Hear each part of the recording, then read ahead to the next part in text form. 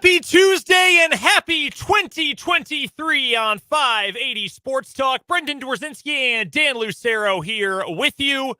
Welcome to the new year. Welcome back to 580 Sports Talk. We are back after the long weekend and so thrilled to be here with you today.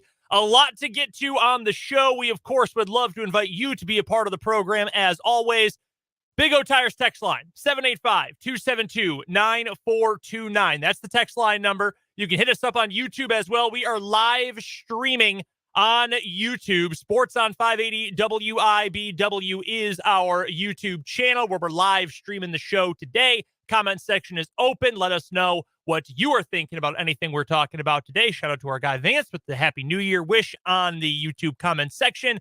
It'll be open throughout the show today. You can also, and I believe this feature is functioning fully as of today, but if you don't want to go all the way to YouTube, you can just simply go to our website, 580wibw.com, and indeed it is working. I'm looking at it right now. You can find the YouTube link to the show right on the front page of 580wibw.com. All you have to do is click on that, hit the play button, and you can watch us live streaming the show right from our website. The technological advances continue to be ratcheted up as we get into 2023. We are leaving you no excuse to not watch or listen to the show at this point. We are making it so easy for you to do. We have done everything that we can do short of beaming it directly into your brain or your eyeballs. And that is a work in progress. We got people behind the scenes working on that. People above our pay grade working on that right now. No, plenty of ways to listen, to watch, to interact with us throughout the show today. A lot to get to on the program. We are going to start, I guess unfortunately is the word for it, but we're going to start with what happened last night in Cincinnati with Damar Hamlin, who most recently, what we have heard, he is still in critical condition. He's at the University of Cincinnati Medical Center in Cincinnati. He's been intubated, so he has been put under by the doctors there. They were able to resuscitate him on the field, which is a miracle, and every single person who is involved in that is truly a hero for so many people, and it shows you just the kind of training and, you know, the importance of having trainers and athletic staff and medical professionals who are there and ready to go. So we'll talk about that. Just the unbelievable shockwave it sent through, I mean, that game, but that game means effectively nothing in the grand scheme of things, but through football, through anyone who was watching, we'll get to that. We'll also get to what's next for the NFL, not to be crass about it, but there is the obvious sports angle to this. That are they going to play that game? Are they going to rule it a no contest? Are they going to move the postseason schedule back a week to fit this game in, possibly in a week 19, similar to a game 163 in Major League Baseball? And obviously this is unprecedented. We'll talk about it. We'll break down the scenarios here coming up in just a moment. We will also get to the action from the weekend. We obviously weren't on yesterday, so there's plenty to get to, from the holiday weekend. Chiefs beat the Broncos in, again, another completely unsatisfying way. I told Fulton while cross-talking on Mic'd Up today, I'm at a point where I'm legitimately concerned about this Chiefs team. And a big reason why is I literally saw my favorite team, elite quarterback, great team overall, number one seed last year, possible number one seed this year for the Chiefs, lose a playoff game because the special teams were so bad. I'm having flashbacks now. Like, I'm very worried. Special teams they enter the playoffs as Chekhov's gun, right? Like, you know, the old movie trope that is Chekhov's gun. If you see a gun, that gun will be fired. Mm-hmm. Special teams miscues and woes are the Chekhov's gun of this Kansas City Chiefs season.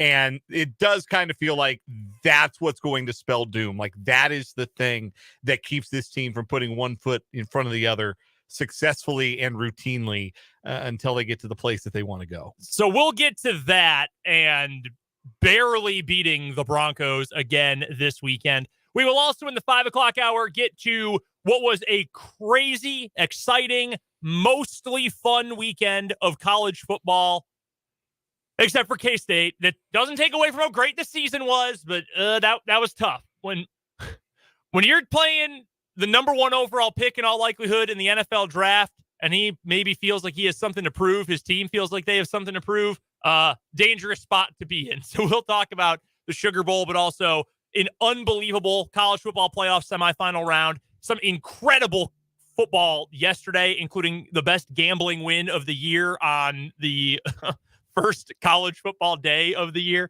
So we'll talk about all that coming up in the 5 o'clock hour. College basketball tonight. K-State is in action against Texas. That's going to be a tough game for K-State. KU, another tough game on the road. They're taking on Texas Tech down in Lubbock, the Kevin McCullough return game. We'll get to that. What is wrong with you? We'll play Random Question Tuesday. Michael Swain will join us for Jayhawk Weekly. Matt Verderame is going to join us a day later than normal for our weekly NFL chat. So much to get to today. And again, you can hit us up on the Big O Tires text line, 785-272-9429, or in the comments section on the YouTube stream, Sports on 580 WIBW on YouTube, or right in the front of our website, 580WIBW.com. Want to give a shout out to our 785 texter listening in from Garden City today. Shout out to Southwest Kansas. Love it. Shout out to everybody listening from Southwest Kansas to Northeast Kansas, anywhere in between. Appreciate all you guys checking us out here on the first show for 580 Sports Talk in 2023. How quickly am I going to say 22 on the air? I'm going to give it by Friday.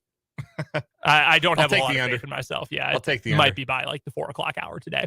We will start, though, as unfortunate as it is, and it is still obviously fresh in the minds of everyone in the sports world, even beyond the sports world at this point, but the very serious medical crisis for Buffalo Bills defensive back Damar Hamlin. If you have not seen what happened, it is, in fact, and I think this is probably a good thing, it has now become much more difficult to see what had happened. A lot of the videos of the play have been scrubbed from Twitter. I've not seen one on ESPN's website or elsewhere. If you weren't watching Monday Night Football last night, I'm sure you have heard about it or seen what happened now. Hamlin made a routine tackle. Didn't even seem like he had taken all that much contact on the play, bringing down Bengals wide receiver T. Higgins. Hamlin, a little slow to get up, but just pushed himself off the ground, stood up, and then collapsed. And immediately medical professionals from the sideline sprinted onto the field, got more help, got back onto the field, administered CPR. Multiple life-saving measures were taken, including CPR. There was an AED that was used on the field. He was stretchered off, taken by ambulance directly to the University of Cincinnati Medical Center. The game was briefly postponed. There's now been some drama because Joe Buck was reporting, and I have no reason to doubt what ESPN and Joe Buck were saying. Like, hey, the players were told they've got 5 minutes to warm up once the field had been cleared again. I mean, you saw on TV Joe Burrow was throwing warm-up passes. Like, you saw they were getting ready. The NFL has come out and said, well, we don't know where that came from. Okay, well, it came from you guys, obviously. Joe Buck didn't make it up on the air 4 different times. Anyway, eventually the two coaches and the players, the captains, got together. They said, we're not playing right now. So they temporarily postponed the game. Then after an hour, they fully postponed the game. We do not know exactly if or when that game is going to be played. We'll get to that coming up here in just a moment. I don't know. I mean, this is so unprecedented. Like, we've never in our life, quite literally in our lifetimes, ever seen this happen in an NFL game, in an American major sporting event. I mean, the closest thing in recent memory in an American event is probably Keontae Johnson at Florida when he was there in 2020, when he had obviously his cardiac episode. Christian Eriksen, is that the international soccer player's Christian name? Eriksen collapsed playing for Denmark in a I don't remember if that was a European Championship tournament. I think it was the Euros. It was. He collapsed and did need to be revived on the field. That game was delayed for 2 hours, then ultimately did resume. There was another Premier League soccer player, Fabrice Muamba, about a decade and a half ago, who needed to be attended to for, I believe they said his heart stopped for something like 78 minutes. Terrifying. And they were able to, revive him on the field. There was actually a fan who was a cardiologist who was allowed on the field. That was a Premier League match that was ultimately abandoned, the terminology they used. You can go back further to Reggie Brown, the Detroit Lions linebacker who in 1997 suffered a spinal cord injury that caused him to stop breathing on the field when the Lions were playing the Jets. I think it was the last game of the regular season in 1997. Brown needed CPR on the field, much like Hamlin did last night. Brown was placed into an ambulance, much like Hamlin was last night. Thankfully, Brown's injury was severe enough to end his playing career, but he did avoid paralysis and long-term physical effects. But that game went on You can even watch it if you want. It's on YouTube because it is the same game in which Barry Sanders eclipsed the 2,000-yard rushing mark for the 1997 season. So if you want, you can go watch that game on YouTube. There's a disclaimer in the middle of the game and everything. The NFL very much wants you to know that after that harrowing incident, Reggie Brown went on to live a, quote, normal life. Like, that's in the disclaimer in the video. Like, wow. that's where we were in 1997 with regards to, the health and safety, and just general empathy for the players involved, having experienced a traumatic incident, the likes of which that they all experienced last night. I think anybody watching, it was traumatic just to watch it on television. It was traumatic to be in the stadium. I have a friend of mine who was at the game last night, lives in Cincinnati, was at the game last night. Traumatic to, kind of be distracted and then look up and all of a sudden something like this is happening in front of you. And traumatic most of all for the players and the coaches and those Buffalo Bills players who could not have been sure that they didn't just watch Damar Hamlin die in front of them. And at this hour are not sure that that's not what they've seen. We don't know anything beyond the spare details that have been released to this point that Hamlin remains in critical condition. There have been some promising updates from one of Hamlin's business partners and good friends, but that's all we've got. We've got, and that's what made what happened last night so different. And I think why the idea was, well, okay, we're going to take 5 minutes, we're going to get loose, and we're going to play this game, because that's what happens. That's what happens when guys get hurt. That's what happened when Alex Smith's legs snapped in half. That's what happens when guys tear ACLs. That's what happened when Tua Tagovailoa needed to be taken by ambulance off that same turf in Cincinnati earlier this year after he suffered a concussion. It's what guys are conditioned to do, and we're all conditioned, I think, to just wait for the thumbs up for the players they're being carted off the field, or wait for the team statement that said, player reports feeling in his extremities and was alert and conscious when taken to X hospital. We hear that, we take a breath, we say, okay, they're going to be all right.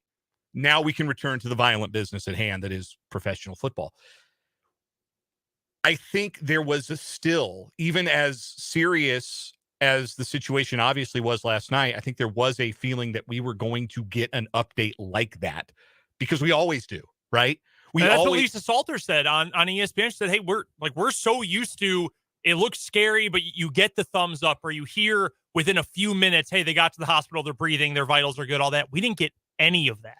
And once it became clear that that was not something we were going to be able to get for any reason last night, I think that was the point at which it became untenable to continue to play a football game. And I give a lot of credit to the leadership shown by the coaches, by the captains, the player representatives, the union player representatives on both sides who were in contact with the NFLPA throughout the game or throughout the night. And the decision that was made at the end was the only right decision that could have been made, because we mentioned some of those names earlier, people who have experienced cardiac events on the field of play. My first thought was Hank Gathers, which is one of my first sports memories that happened, I believe, in 1990. Hank Gathers, a Loyola Marymount basketball star who collapsed and died during the West Coast Conference basketball tournament. And that was my first thought, that was what we had seen. And I got to be honest with you, even all these hours later, as we don't have more substantial information or a substantive update or that all clear, we don't have the proverbial thumbs up yet from University of Cincinnati Hospital. We don't have that yet. And it makes it really hard to frankly want to talk about football today, because it doesn't matter.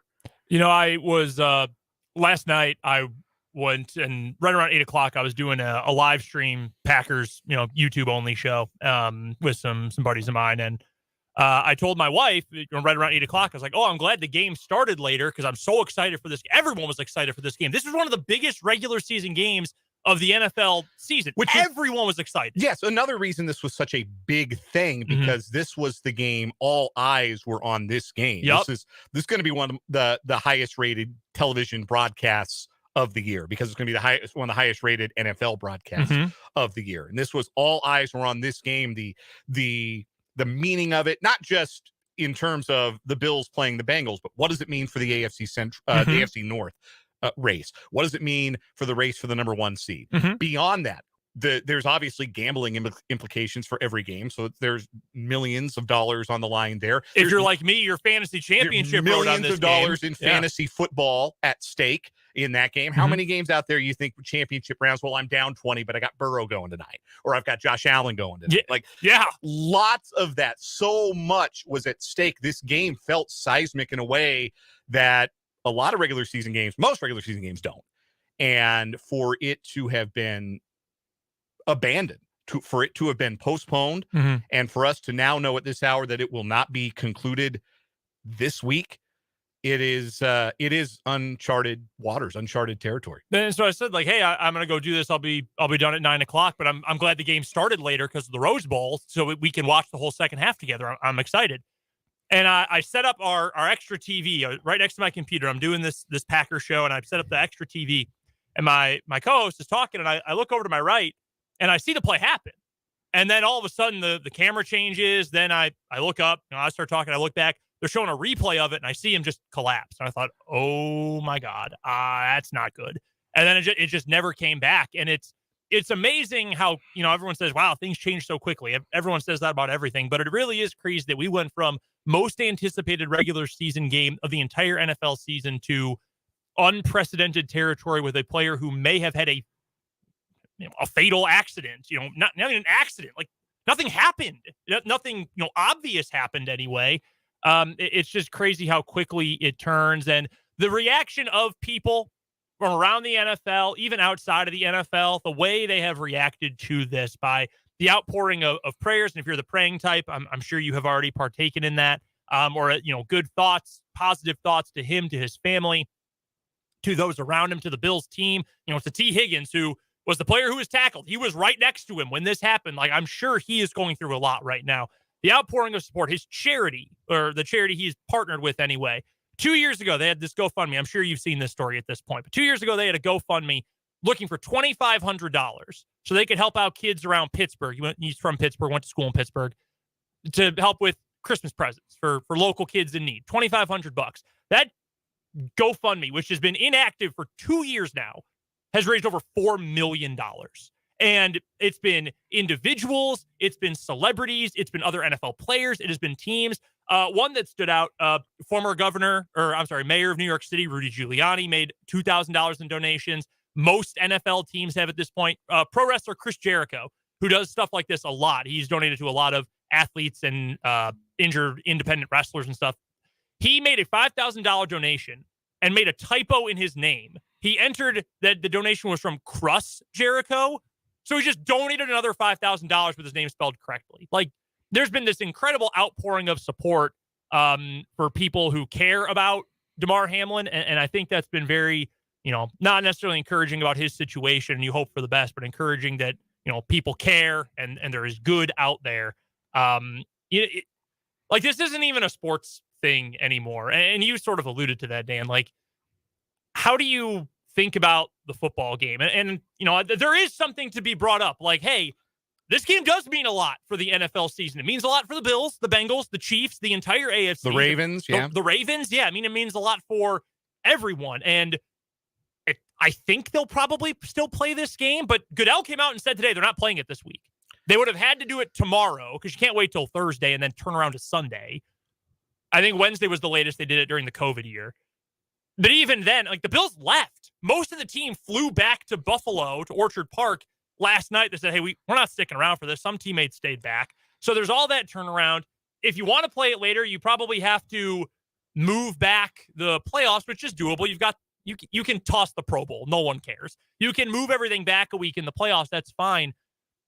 And there's a space to talk about that. And I even put down in our notes, like, so what would you do? How would you handle this situation? But it is a little bit hard, and it seems trivial, even though it's our job, even though it's our livelihood. Be like, yeah, well, when they get back on the field, what's Josh Allen going to look like against that Bengals defense? Because the Bengals keep it up. It just feels different in a way that, COVID was different because it was like, oh my God, everyone in the whole world. And one day it was the NBA, the Big 12 tournament, and Tom Hanks. Right. Like, it was the whole world.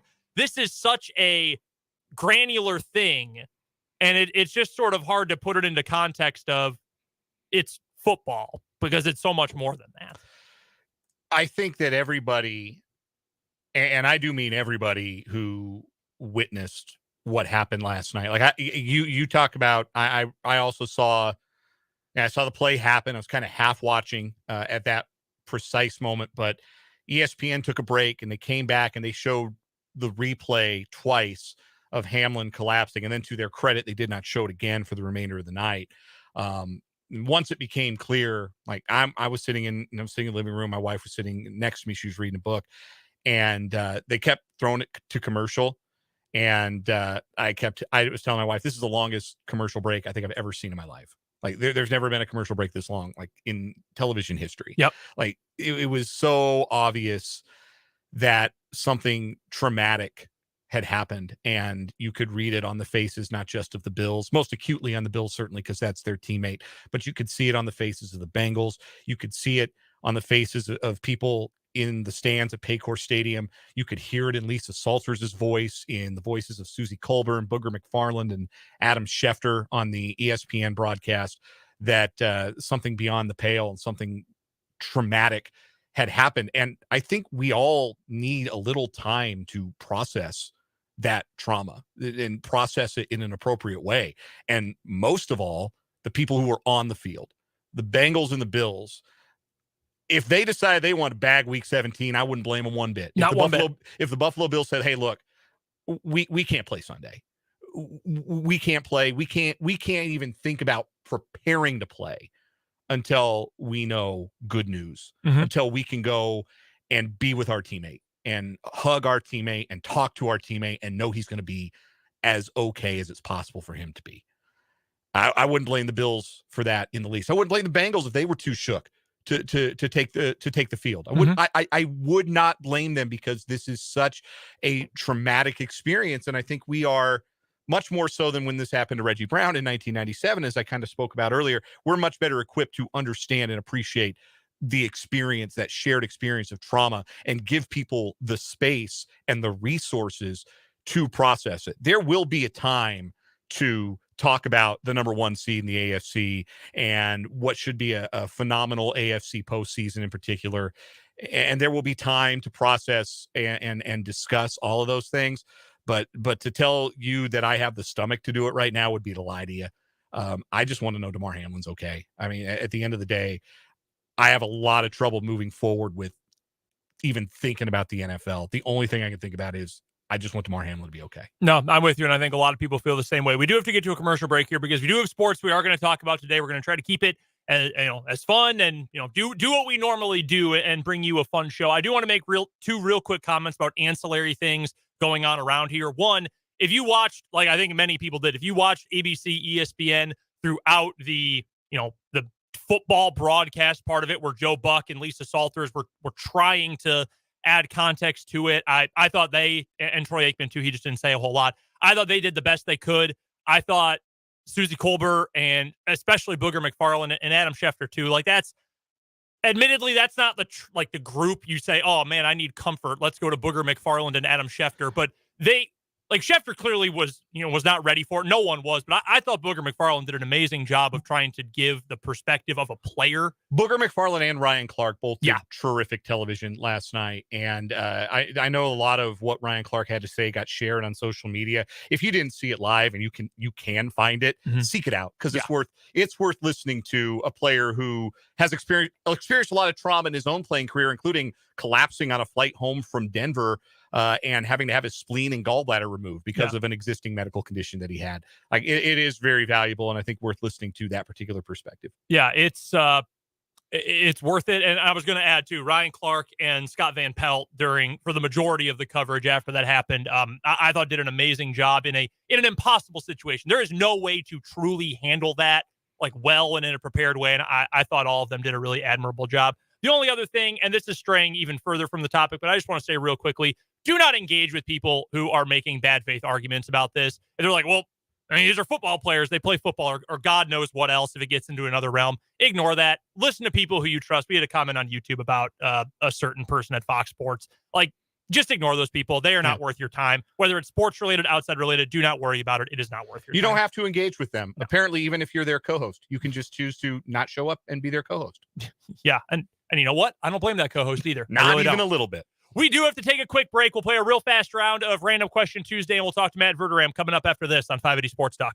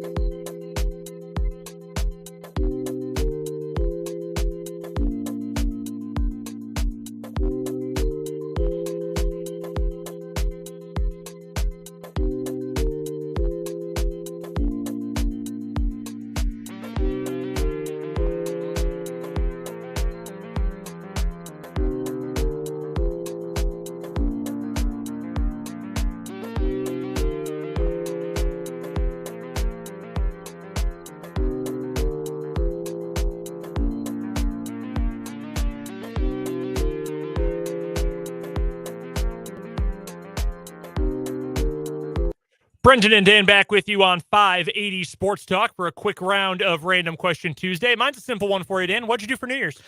New Year's, we, my wife and I went with her sister and brother-in-law and my father and mother-in-law to Kiku here in Topeka, the Japanese steakhouse. It's become something of a tradition since I've known Abby. I think we've done it the last 3 years on New Year's Eve, the six of us. And so we went, enjoyed some delicious food, and then came back to our home and put the Ohio State-Georgia game on, played some games. We had some games going on at the dining room table, and everybody else went home at 10, and Abby and I stayed up until just after midnight. By the way, I do need to mention this, and I'll bring it up again on Friday. Matt Derrick did text me 12:01 on January 1st. I got a text from Matt Derrick telling me he was awake for the new year. I love that. So shout out to Matt. Yeah, my wife and I went down to Oklahoma City. I was traveling with Washburn this weekend, filling in for Jake. So they were playing in Edmond against UCO. Shout out to the Washburn women, by the way. Good win. 75 points. New season high for them. Very good to see. Macy Debley, 19 points, had 17 made free throws in the game. Anyway, so we were down there, and I told my wife, I was like, hey, you might as well just come. Like, I'm not going to be home until midnight on New Year's Eve anyway, so why don't we just go down and make a weekend of it? So we stayed in OKC, spent some time in Bricktown, which was nice. Found a bar that we were, like, a more casual, like, we looked nice, but not, like, super flashy, like dressed up for New Year's. Sure. And we also were like the youngest people in the bar, which was awesome. At 28 years old now, I don't always feel that, especially living around here. So that was pretty cool. So we just watched the whichever bowl. Is that the Fiesta Bowl? The late game was the Peach Bowl. That was the Peach Bowl. Okay, yeah. So it was in Atlanta. Duh. So we watched that at the bar, had fun. It was a good time. Well, that was going to be my quick random question Tuesday for today. Was when was the last time you went out to a proper New Year's Eve party? Sounds like you inadvertently attended one on Saturday. Yeah. Oh man, a real New Year's Eve party. My senior. Here's a great embarrassing story. My senior year of college, I was back home in Chicago, and a bunch of my friends and I went out to a bar. It was like 5 bars in one building, and they were all kind of open space. It's a huge place. And I went with most of my best friends. So that was probably the last time. The downside of that is also in the group was my recent ex-girlfriend and her new boyfriend. So that made for an unfortunate dynamic. Not my favorite night, but yeah, so that would have been 2016 into 2017. I think it was New Year's 09 was the last time, like the start of 2009. I went with a bunch of my friends. I was back in Colorado. We went out to a place. They were all there with their girlfriends and such, and we went out to a club and did that whole thing. And it not my favorite thing to do in the world, go to a crowded bar and celebrate with a bunch of strangers, but it was cool to be there with my friends. We went to the Nuggets game the next night. Nice. And had a good time with that. But no, that's the last time. Usually I keep it very low key, though I am always willing to stay up past midnight. We've got to take a quick break. Matt Verderame joins us next on 580 Sports Talk.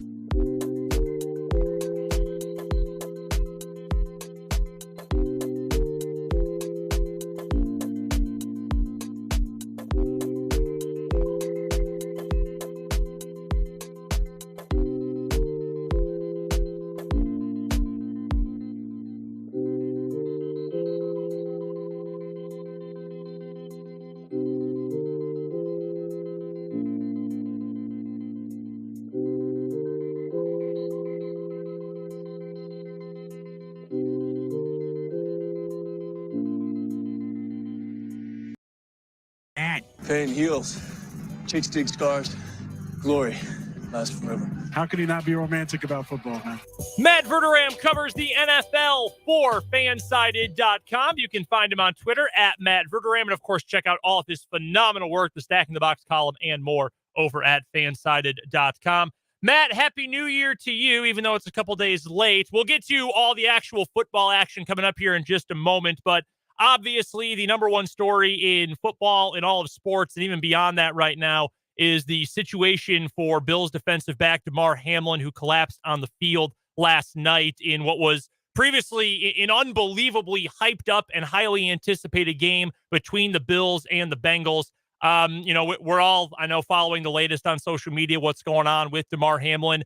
What were your thoughts last night as everything was unfolding there at Paycor Stadium in Cincinnati?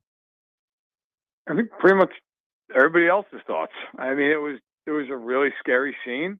At first, when the play first happened in real time, I think like most people, saw the play, didn't look out of the ordinary. Saw Hamlin on the ground, but didn't know why he was on the ground. Just thought maybe shaken up, whatever. It's a difficult thing in the NFL. And then when they came back from break and showed the replay, it became pretty apparent right away. It was a lot worse than that. And so then you start looking at the players' reactions, and that was when I really knew, okay, something's really wrong because, guys, as awful as it is, I mean, in the NFL, you're used to seeing the occasional backboard come out. You're used to seeing guy get strapped down, even his face mask taken off. I mean, it's not normal, but it happens. You don't see players react the way they did last night to stuff that I just mentioned. I mean, so it was obvious that it was really bad. It was really serious. I think the NFL, while it took a little while, it made the right call and definitely postponing the game. And we'll see what ends up happening going forward. But I think like everybody else, you just want Damar Hamlin to be okay, to walk out of that University of Cincinnati Medical Center at some point with all of his faculties and be able to live a normal life. Yeah, I think that's obviously the most important thing, and I think that is what is on everybody's mind. And again, like we said earlier here on the show, just best wishes and thoughts and prayers to Damar Hamlin and all those around him, the Bills included.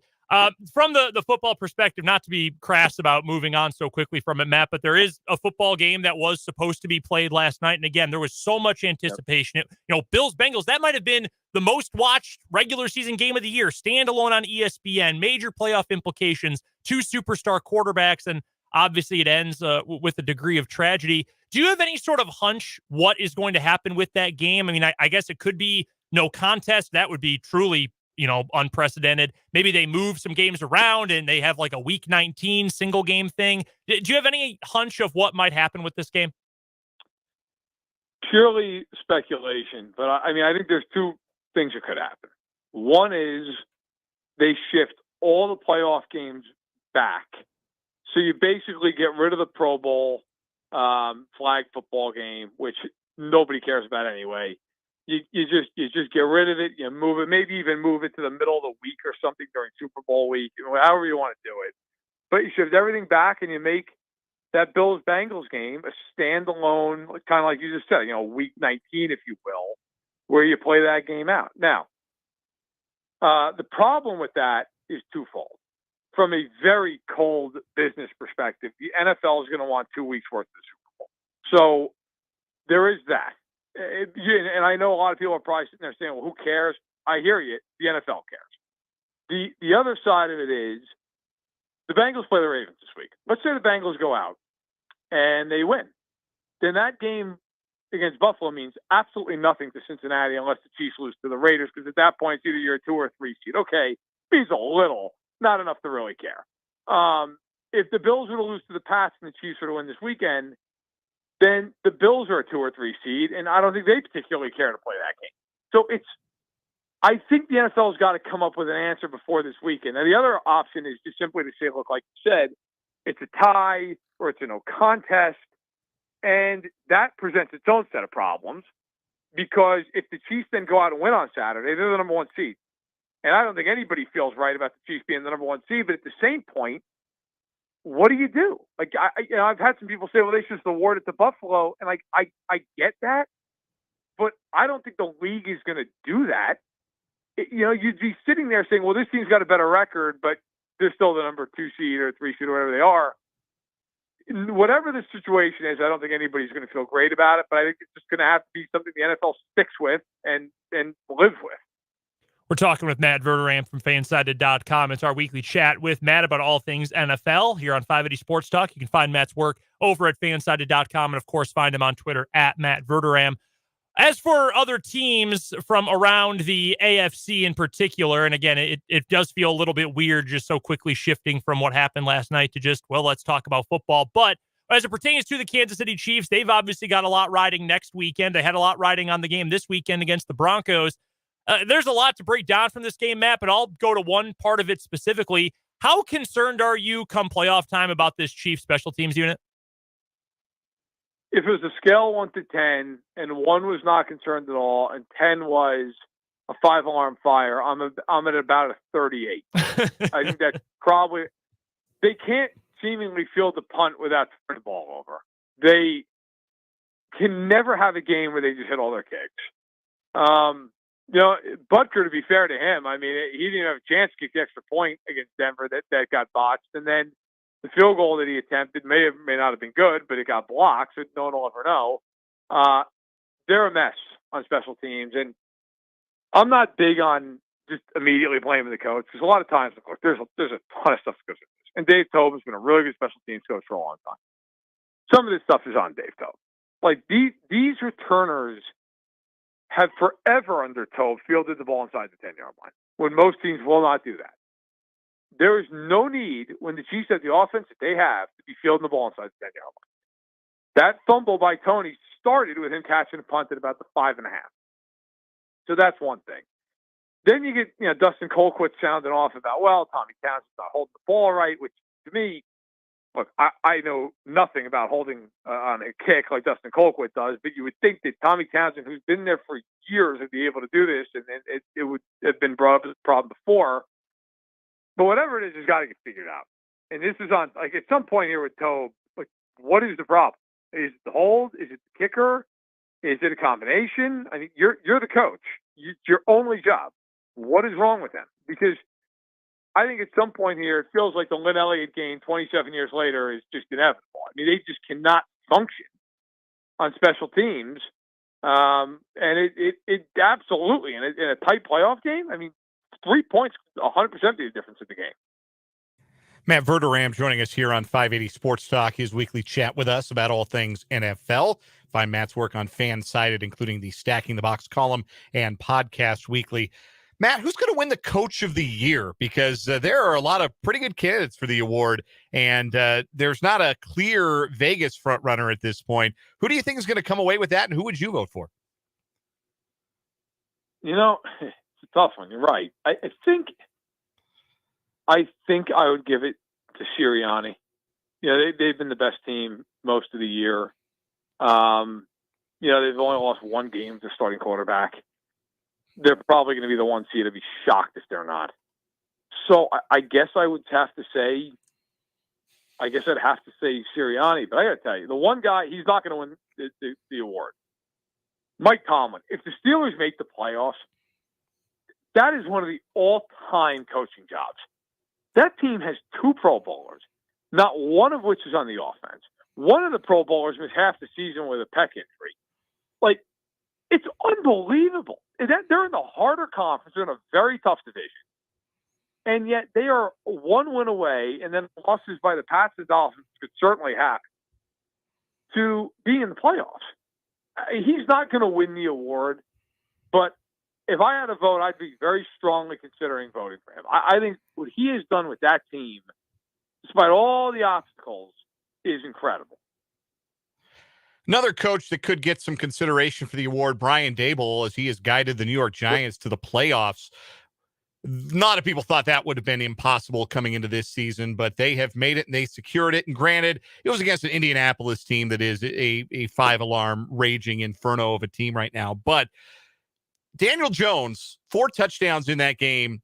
Jones has played fairly well down the stretch. Is he starting to, are you buying some Daniel Jones stock? Do you feel like he now is maybe emerging into a guy you can win some football games with and might be entrusted with the keys, whether it's from the Giants or somebody else, to maybe being a long-term answer at quarterback?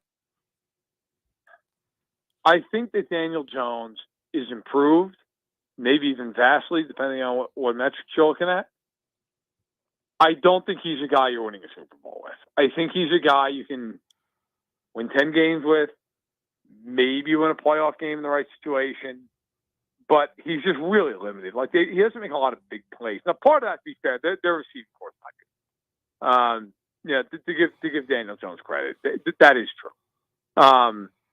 I wouldn't be shocked if he's back with the Giants. Like, if I'm the Giants, I don't have a problem giving him a deal that's essentially guaranteeing like 2 years.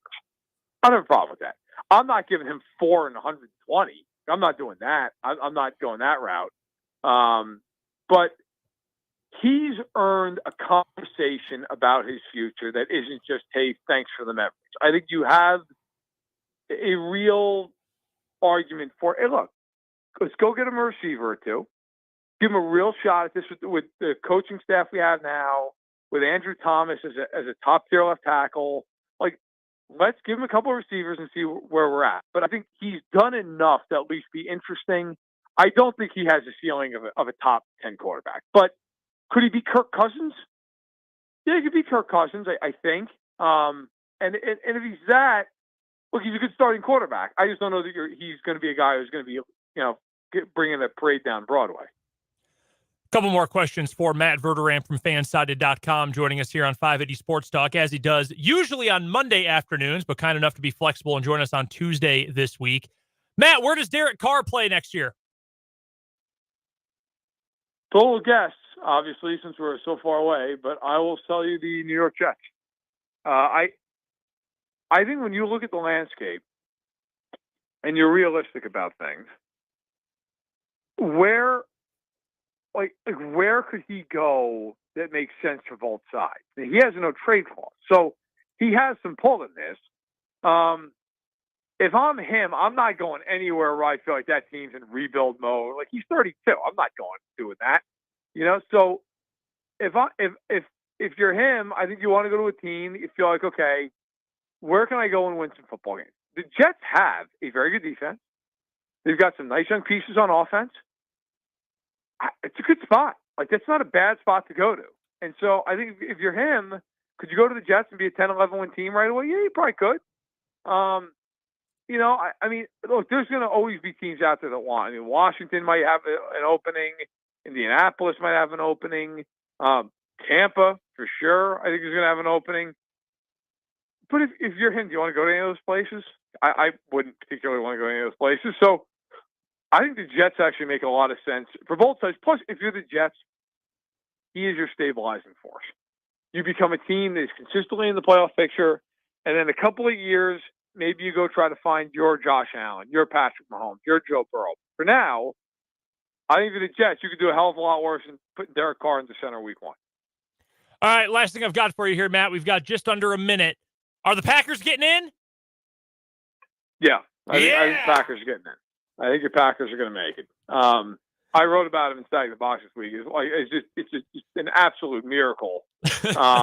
Yeah, I mean, look, I think we're going to really be lucky in the sense. I think Seattle's going to beat the Rams, and if Seattle beats the Rams, then Detroit's playing for nothing.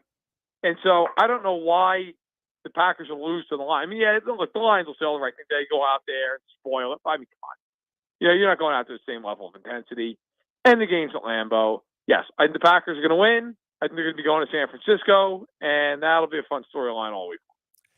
I will say this. After the team was 5-8 and looked like garbage, I will happily take another first-round exit against the 49ers. Much better than not making it at all, so I will settle for that. Matt Verderame, best of the best when it comes to covering the entire NFL. He does it over at Fansided.com. Check out the Stacking the Box column, podcast, and so much more. Follow him on Twitter as well, at Matt Verderame. Matt, Happy New Year's. Thank you so much for joining us one day late this week. We'll talk to you next week, regardless of what the schedule ends up looking like.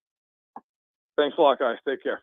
That is Matt Verderame from Fansided.com. I feel like that image that goes around on the internet all the time, it's the guy celebrating. He's got a medal around his neck and he's popping champagne. It turns out he's 7th on the podium, and everyone else is stacked above him. That both of us would very much like to be that guy. Yes. I'm not complaining. Much rather that than not making the playoffs at all. We have to take a break here for the national and local news. We'll talk Chiefs to lead off next hour on 580 Sports Talk.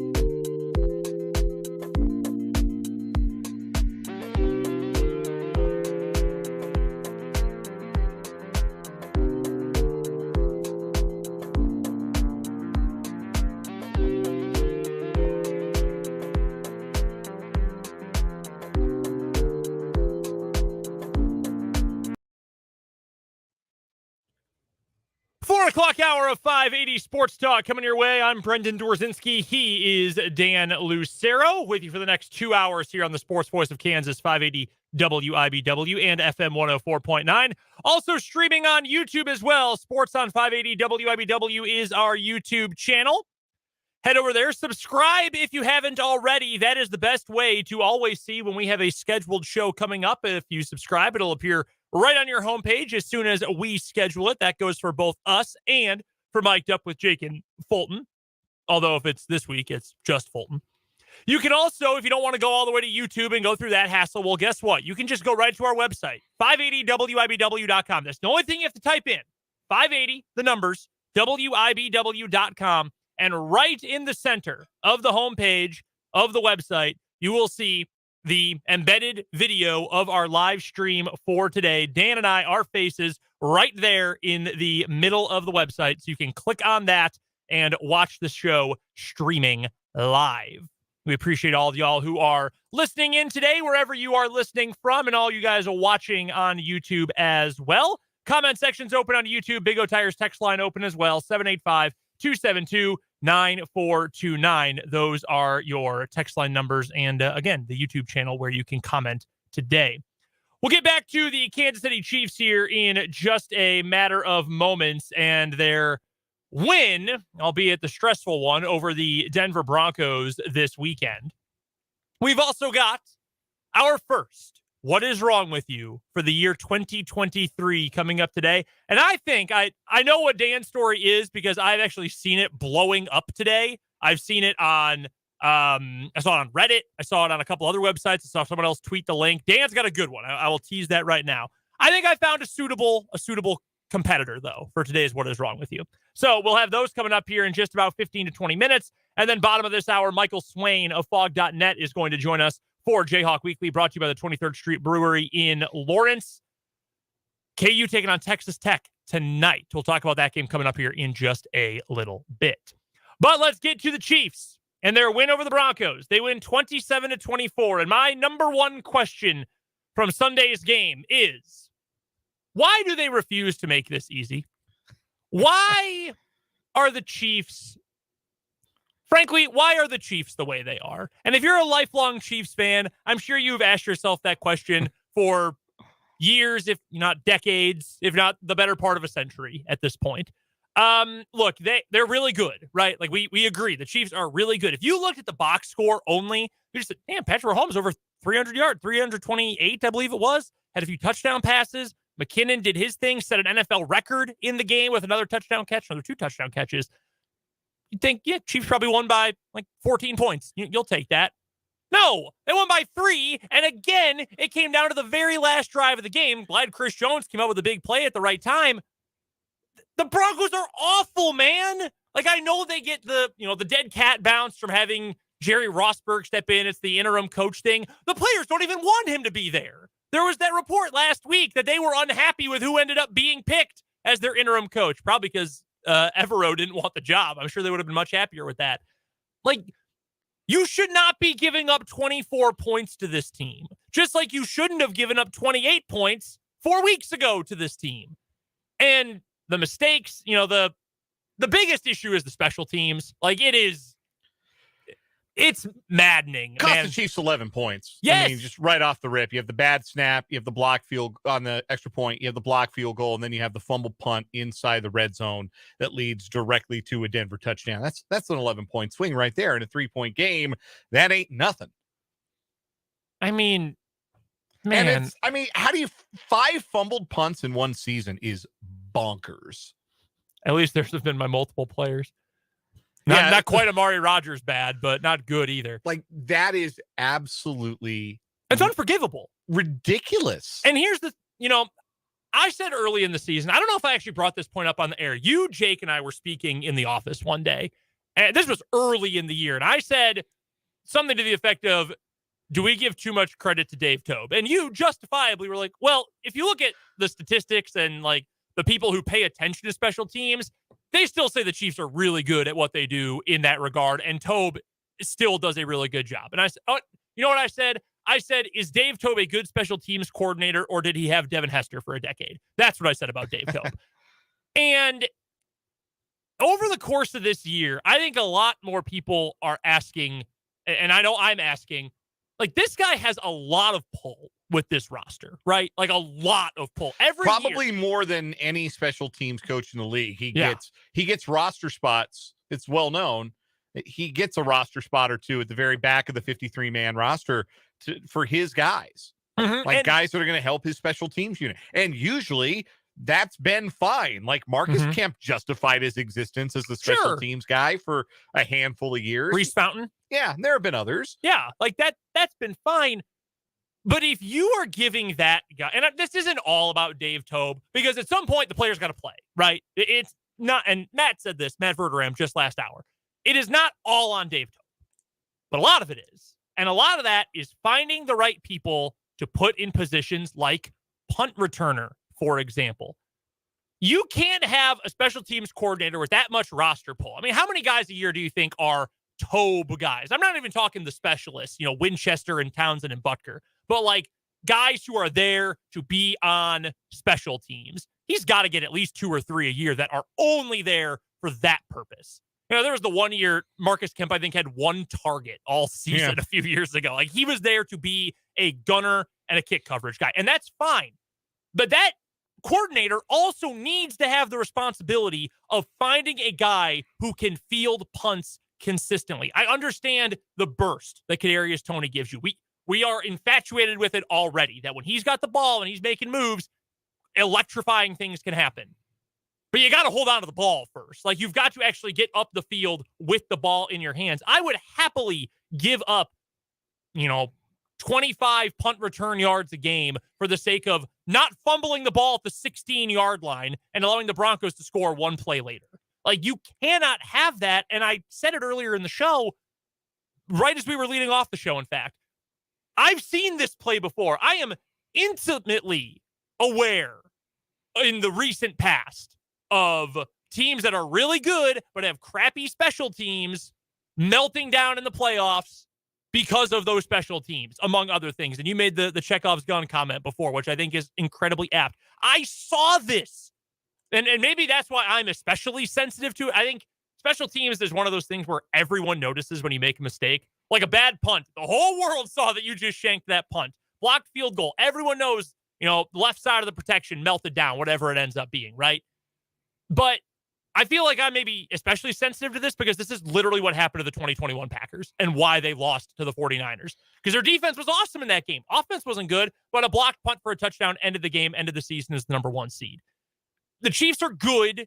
They get in their own way sometimes, but I don't know how you can't at least, I don't know how this keeps happening, how we are at this point of the season and a guy who is this well regarded as a special teams coordinator and with a head coach and people manager who is as great as Andy Reid can't figure this out at this point. And it's terrifying, to be honest with you, because if you're doing that against the Broncos, what are you going to do against a team that's actually competent? Yeah, because you muff a punt inside the 20-yard line against the Bengals or the Bills or somebody like that. Hell, you do that against Miami in round 1 of the playoffs. Then you're against a team offensively that's good enough to put some distance with the help of those free points that you're just handing out or those points that you're leaving on the table. And I guess the most frustrating thing is we can't just pin it on one guy, right? I mean, I guess we're trying to pin it on Dave Tobe. He is the constant. He is the coach. But like Harrison Butker's had a couple of bad weeks. Tommy Townsend maybe had a bad hold or two, couldn't handle the snap. Somebody missed a block on the field goal that gets blocked. You can't put that on Butker or Townsend. Somebody missed a block. Somebody got beat on field goal block. The fumbled punt thing, Sky Moore was the problem until he wasn't anymore, and then Justin Watson fumbled a punt. And then Kadarius Toney fumbled a punt return. Jody Fortson fumbled a kickoff return earlier this year. Not his job. But he had a special teams miscue. So it's not just one guy, it's everybody, it's systemic, and it's hard to see that it's just going to go away and stop being a thing. The Chiefs, it feels like something the Chiefs are going to have to overcome. That is the thing about the Chiefs right now. Instead of talking about what they do well, which they created turnovers in that game, they once again, backs to the wall, made the big defensive play. It was Chris Jones. Of course it was Chris Jones. L'Jarius Sneed made a big defensive play too. He had the interception that set up the Chiefs' ability to go ahead by 10 points. It's those two guys making big plays, again, being the leaders and the big play guys you want to see from that defense. Offensively, other than a 3-drive stretch where he lost, by his own admission, his footwork and his mechanics, Patrick Mahomes was as good as ever. It was like watching a golfer, like a number one golfer in the world, like watching John Rahm go out and shoot like a 76. Like they can't hit a fairway, or they're bogeying holes that should be birdie holes, and then they just scuffle to a 76. And you wonder what the heck happened there. Well, it's not the ability. It's just you lost your groove and you couldn't get it back in the heat of the moment. The last guy in the world I'm worried about is Patrick Mahomes. And if the reason this didn't turn into a rout in the second half, which I firmly believe it would have otherwise, if the reason is, well, Patrick Mahomes got out of rhythm, got out of phase a little bit, I'm not worried about that in the long haul. But it just does feel like so often when we talk about a Chiefs win, we're not talking about the stuff they did well or the stuff they did right or what went well for them. We're talking about what they had to overcome in order to win. It is turnovers, and it is special teams miscues. Once again, it was turnovers. One of them was a special teams turnover. The other, bad throw by Mahomes in the red zone. In the end zone. I mean, there were 2 plays in that game, the Mahomes interception and the Toney fumble, that swung 14 points. Like, if the Chiefs had beaten the Broncos by 17 points on Sunday, you've nothing to complain about. Even if the Broncos ended up scoring 24 points at the end of the night, which they wouldn't have in this scenario. We just keep talking about what they overcome. And the better the team you play, the harder it gets to overcome things, because then not only do you have to overcome the quality of the opponent you're playing, when you have to overcome yourself, that's the hardest thing. It's like I said, I was texting with buddies of mine who are Broncos fans on Sunday, and I said, it's just your guys' luck that the Chiefs happen to be playing the team that gives them the most trouble. And it's just the Chiefs' luck that the teams that gives them the most trouble is the team they play every week, because it's themselves. I know I've said this before, and it probably comes off like a meathead take eventually, they get bored, man. Like, it really feels like that. Like, Patrick Mahomes admitted, I lost my footwork. The mechanics were bad. I got to work on that. Okay, it happens sometimes. But, like, it's week 17, man. Like, the playoffs begin. Well, there was a very realistic chance. Now we don't know what the schedule will look like, but there was a very realistic chance. Like, hey, you're in a do-or-die game in under 2 weeks. You could play on a Saturday. It could be less than 2 weeks until your season is on the line with effectively every single snap you take. Like, this is the time of year where you should be playing your sharpest football. The most recent example I can think of a team not even playing close to their best football this time of year winning a Super Bowl was the 2012 Ravens, who are going to go down as like one of the most, how did that happen, Super Bowl champs ever. They were not good at the end of the regular season.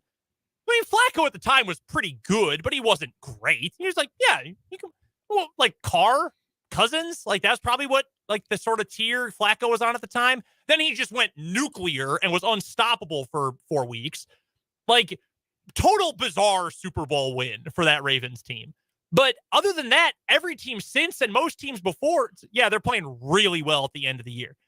15 Broncos defense, unstoppable at the end of that season. They were incredible. The Chiefs, 2019, after Mahomes got healthy, they were a machine. They were not going to be denied that year. The Buccaneers, a year later, there were the storylines early that year. Are they coming along and Brady's having issues with Bruce Arians, whatever. They looked pretty damn good at the end of the year, rode it into the playoffs. Boom, they were fine. Rams last year were playing really well. They finally got things nailed down with Stafford just at the right time.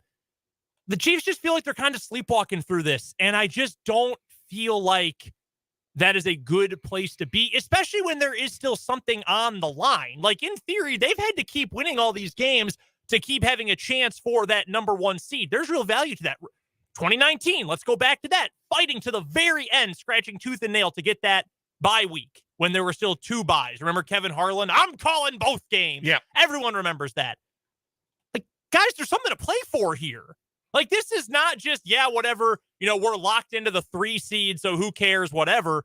No, you've got a legit benefit to your team to play for And it just feels like there's this, I don't know what cliche you want to use, a brass ring they're not reaching or this next level they're not getting to.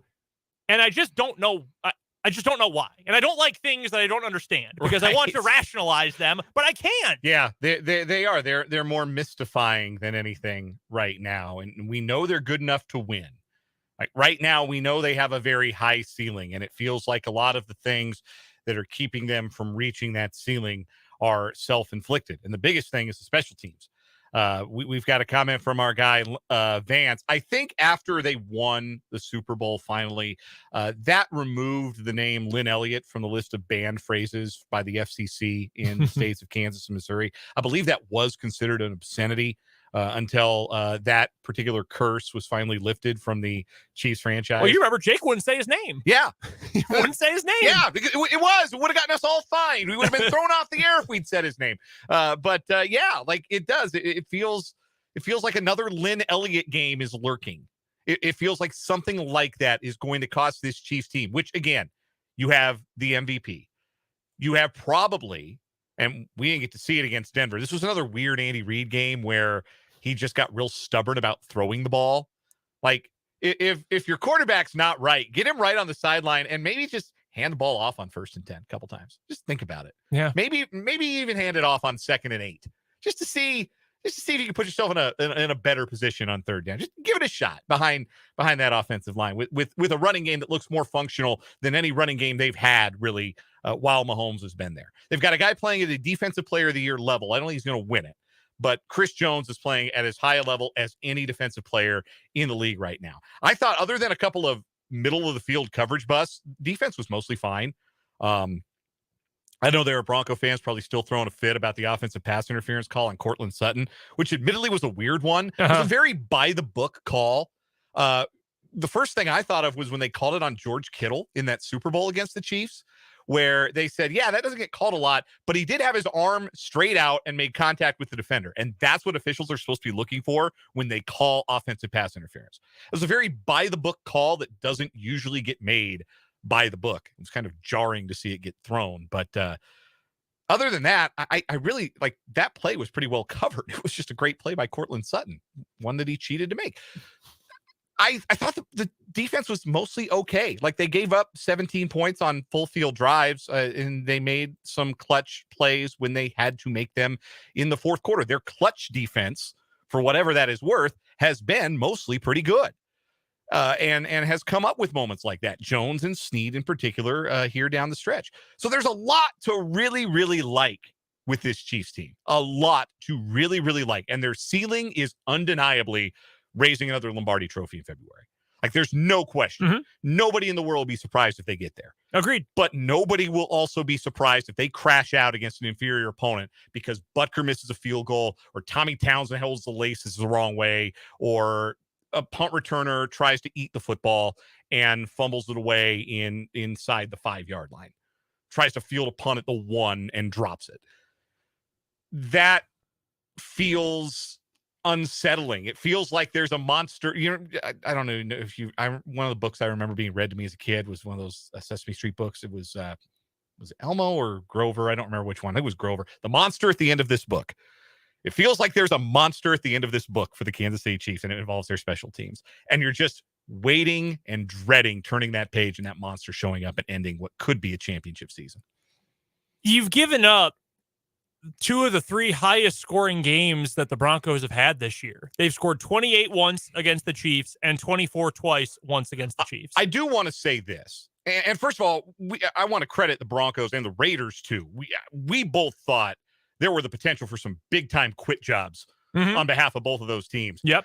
And instead, they both came out and put forth very professional efforts and didn't mail it in one bit. They weren't out there for a check. They weren't out there breaking huddles with Cancun on 3. They both of those teams were very invested in a way that, frankly, ought to wake the Chiefs up and ought to have them ready for Saturday, knowing that Jared Stidham looked like he might be the Matt Flynn of 2022. Shout out to Matt Flynn. Shout out to Matt Flynn. Bags are forever. The effort was there for Denver in a way that maybe the Chiefs were a little bit surprised by. But the other thing that the Broncos have done against the Chiefs that they haven't done against other teams is that Russell Wilson has played well. And that's the biggest thing. Russell Wilson's best games have been against the Chiefs. And I don't think it's a coincidence that his best games as a runner have been against the Chiefs. I don't mean to say that it's a coincidence that, he's able to scramble because it's the Chiefs defense. I'm just saying that in the 2 games that the Broncos have played against the Chiefs, Russell Wilson has looked the best as a running threat. They ran zone read for Russell Wilson, including for the touchdown on that short field after the fumbled punt. I don't think they'd called a designed run for Russell Wilson all season. I think those were the first 2, anecdotally, and give them credit for getting the best out of their quarterback in precisely those 2 games and none of the other 16 that they played this year. One thing I do want to note, only tangentially related to Kansas City sports here, from our pal Barbara in the YouTube comments, Sports on 580 WIBW on YouTube. On a positive note, Ryan O'Hearn was traded. That is true. Ryan O'Hearn was traded today. DFA'd last week, traded today to the Orioles for cash. They got anything for him, so that is a win. By the way, another former Royal in the news. Apparently, the Cubs are about to sign Eric Hosmer. Guess what I think about that? It sucks. Damn it. I hate baseball. What a stupid game. I hate the Cubs specifically. We got to take a timeout. We'll come back. We've got our first What Is Wrong With You of 2023 coming up after this.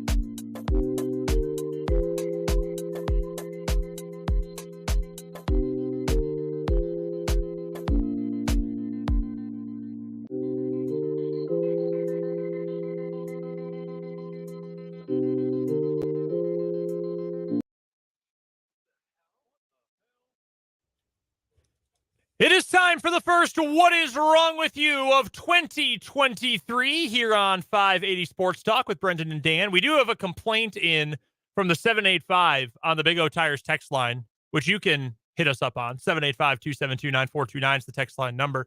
Our texter says, a tragic event unfolded over this extended holiday weekend, an event that had nothing to do with any sporting contest or result. Everything I hold near and dear was vanquished in a mere moment this past Friday. I must admit that I am a 50-plus-year-old male with juvenile tendencies. What is this about? The skeletons, the skeletons, the skeletons. I have a bone to pick with you guys. Joke intended. The stinging loss will take time to recover from. Just know I love your show and will continue to listen as I heal from this devastating blow. We do appreciate that last bit. I am sorry. I loved the story too. I really did. I think we all did. Save for Dan's wife. Not a big fan of the story. Otherwise, though, we were all big fans of the story. It's a tough battle.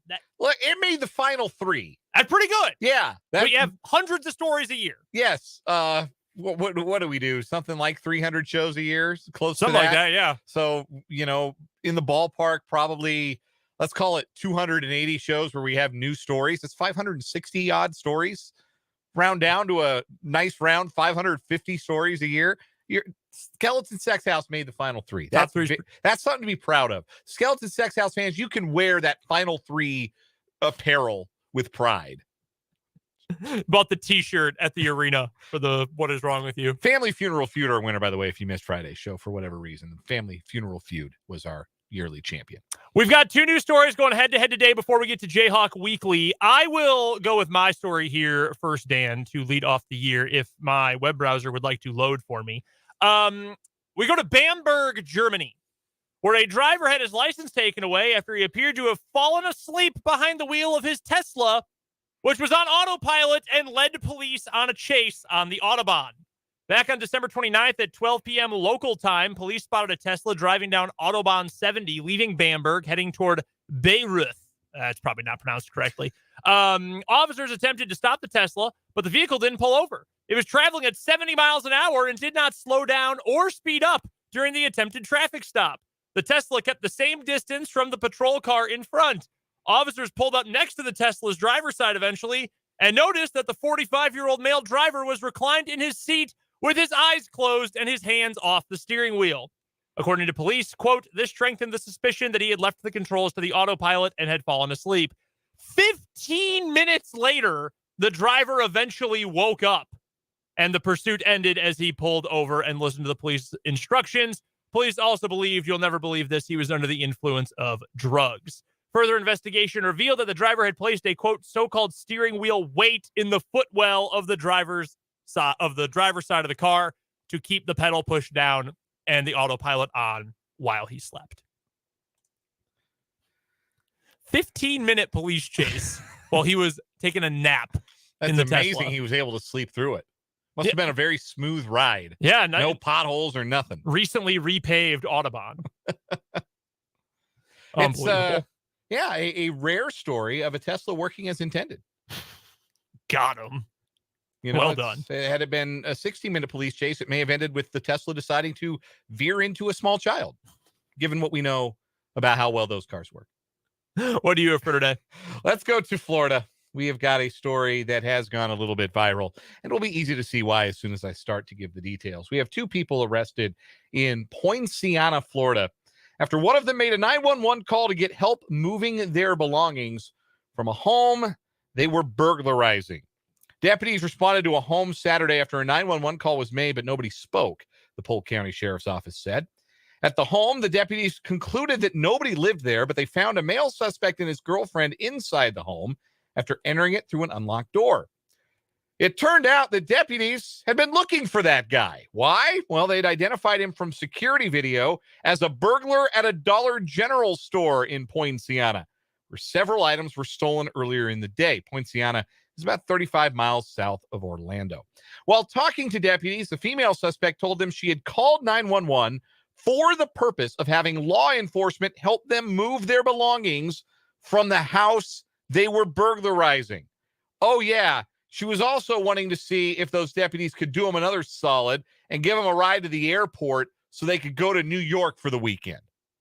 Well, deputies did give them a ride, but not to the airport. No, they got a ride to the Polk County Jail. The male suspect was charged with burglary and theft related to the store and also burglary of a residence. The female suspect was charged with burglary of a residence, according to the sheriff's office. Well, I don't know why we've had many stories over time where people are in the process of committing crimes, doing drugs, whatever else, and then they call the police. What do you think is going to happen? Like, so freaking stupid. I just don't understand. Like, yeah, we need help. We need help moving some things. I know. Call like U-Haul. Maybe they got a truck they can bring us. Nah, I don't know about that. You call a moving company, like two guys in a van or whatever they're called, like, starving students moving company, things like that. No. What if we just call the police? They'll help. And hey, maybe we can catch a ride with one of them to the airport. We can spend the holiday weekend in lovely New York City. Surely they won't have any problem with anything that we're doing. Is that your winner for today? Yes. Yeah, I think so too. That's a really strong story to start off the year. The 911 burglars, they are our winner today in What Is Wrong With You. Let's take a break. Michael Swain of Fog.net joins us next for Jayhawk Weekly here on 580 Sports Talk.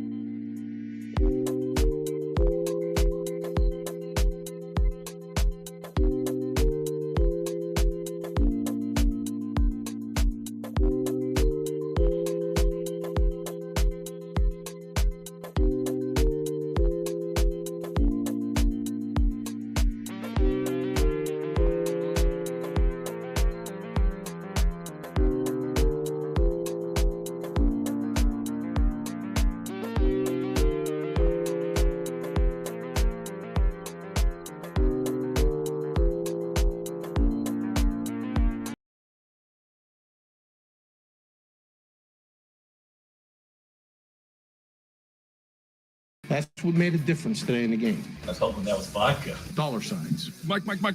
What day is it, Mike? What a scene in Lawrence, Kansas tonight. Michael Swain covers the Kansas Jayhawks for 24/7 Sports and Fog.net. Head on over to Fog.net right now for all the best coverage of all things KU. You can find Michael on Twitter as well. His handle is at mswain247. Michael, my friend, how was your New Year's Eve and your New Year's Day?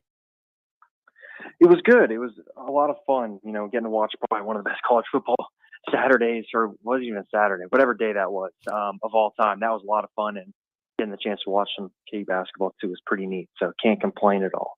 We will get to plenty of KU basketball here coming up in just a moment, but I do have to ask because it has been nearly a week since we last spoke to you. And since that last time we talked, KU played in one of the best games of bowl season this year, the insane triple OT game against Arkansas. Obviously, KU comes up just a little bit short, but with about a week now, 6 days or so to kind of reflect back on that game, what was the part of that contest that stood out the most to you in KU's comeback effort? Well, I think you're really starting to see the identity of this Lance Leipold Kansas program take shape. And I think it comes in the form of just being resilient. And I think that you're seeing kind of the culture really show itself. You know, the results probably weren't there for KU over the final 7 games of this season. And yet the team didn't quit. And how many times in recent memory have we seen a KU team go on losing skids and just kind of not have that resiliency where something goes wrong and everything seems to compound? There have been moments and there are stretches where things compound for Kansas, but this team just continues to respond and the program continues to respond. And for me, I think you look at that and that's super encouraging because that's something that carries over season to season. Your quarterback might not, your defense might not, your offensive line might not, but the culture inside a program is something that really can carry over seasons on end. And so I think for me, that bowl game, obviously Jalen Daniels was just phenomenal and incredible. And I think shows what he can be when he's 100% and confident. But for me, it just is the culture and where the program is at now heading into really the second full off season for Lance Leipold. Some reports I've seen, and I don't know if this has been confirmed. I think it might have been confirmed at this point, but I know you can give us the full scope of it. Speaking of Jalen Daniels, big time NIL deal with Adidas seems like a pretty good sign. A, that he's not going anywhere, but B, of what the college football world and the sports world think about the KU quarterback. 100%. And I think it's another example of the kind of the culture, I guess, in Kansas. This isn't something that they're going to hand players. They're not going to go, if theoretically, right, if KU goes and gets a 4-star quarterback or running back or any cool position that tends to get the NIL money, those players are not going to get the money on the front end like Texas A&M maybe was doing in the last cycle. Kansas is going to point to Jalen Daniels and say, hey, you come here, show us how good you are, and if you are as good as we think you are and you think you are, you can make money and be an Adidas ambassador like Grady Dick for basketball, Jalen Daniels for football. And so I think obviously, yeah, you're right. It does show how highly, Adidas obviously sponsors Kansas, but they sponsor a lot of football programs too. And to have him be one of those guys selected to be a football brand ambassador, I think is really, really important. And so I think it's great for Jalen that he's able to do it. I think he's someone that has the ability to make a lot of money off of his name, image, and likeness, which I think is a great part about this. And I think it's also great for Kansas now where they can point to other players and say, hey, you come here and you perform well, there's going to be money there for you. People want to sponsor Kansas athletes and show them how appreciated they are. And you just got to put in the work on the field. And that's exactly what Jalen Daniels has done. It wasn't that long ago, man. We were watching Thomas McVitie and Peyton Bender play quarterback for this team. It feels really, really good to have that guy right now, Jalen Daniels, at quarterback. I do want to ask one more thing on the football front, Michael. Mm-hmm. Transfer portal. The window is still open now for, another 12 days? Is it the 15th when it closes up here in the winter? I think it's the 17th or 19th. Okay. It goes a little bit past when the enrollment date is for Kansas. But, yeah, it's going to be pretty hectic, I think, here in the next few weeks. Well, and that was what I was going to follow up with. Mm-hmm. I know there were some rumors that were swirling around on Twitter the other day about possibly some big-name important players for KU. Have you heard anything about the kind of influx of KU players that could be heading into the portal or maybe are not going to head into the portal? Well, I think you'll see a lot of the contributors that Kansas had this year return next season. I think if you're going to talk about someone, I think people are freaking out about what Kobe Bryant put on social media. I would encourage everyone to remember that, hey, these are 18 to 22-year-olds that have lives outside of football and probably don't think, hey, everything I put out on social media is a statement about my football career. I think just something to keep in mind there. But I think as for the portal stuff, when I look at these things and who could stay, who could go, the guys that are at Kansas and producing generally are going to want to stay. And I think that the success of this season and the potential of returning, 10 of 11 offensive starters and defensively having another season to really take a step forward, I think that's exciting. And I think for the players that maybe played a lot in year one under Lance Leipold and didn't play as much this year, or played a lot early in the season and then kind of saw someone else take their job late in the season, those are kind of the types of players that I'm looking at and saying, okay, are they going to stick around? I don't know. I'm not going to answer for them. Each player has their own individual decision to make. Do they like being at Kansas? That's a big question. So I think for me, I do expect a lot of the contributors that you saw make an impact this year. I do expect them back, and I do think there will be some guys enter the portal just because that's how it works in modern day college football. You're not going to maintain all 85 scholarships and all over 100 players on your roster every year. It's just not how it works. So I think to some degree, there will be some outgoing players, but I'd be pretty surprised if there's a huge name that goes in. Michael Swain of Fog.net, 24/7 Sports, joins us. It's Jayhawk Weekly, presented by our good friends at 23rd Street Brewery in Lawrence off of Clinton Parkway. A great place to catch KU games or any sporting event on one of their many big screen televisions. Enjoy a delicious microbrew or any of the other great offerings they have on the menu. 23rd Street Brewery in Lawrence sponsors Jayhawk Weekly. Michael, let's shift gears to the hardwood, where on Saturday afternoon, KU was in trouble, down 15 at the half to Oklahoma State. You could tell that Bill Self was in a tough spot because he put in everybody but the walk-ons in the first half, trying to stem the tide. Cam Martin was in the game in the first half. MJ Rice got first half minutes. Not anything going according to plan in that first 20 minutes. KU won the game. The third time in the calendar year 2022 that they won a game, they were trailing by 15 or more at halftime. What was the key in your mind, in the players and the coach's mind, to that second half turnaround against the Cowboys to go to 1-0 in Big 12 play?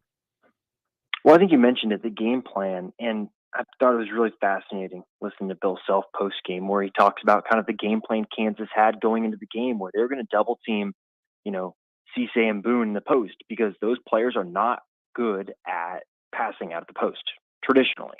And the thought is, okay, you double team them, you try and force them to be playmakers, and all of a sudden maybe force some turnovers, get some easy baskets, easy possessions, which are going to be really crucial in Big 12 play.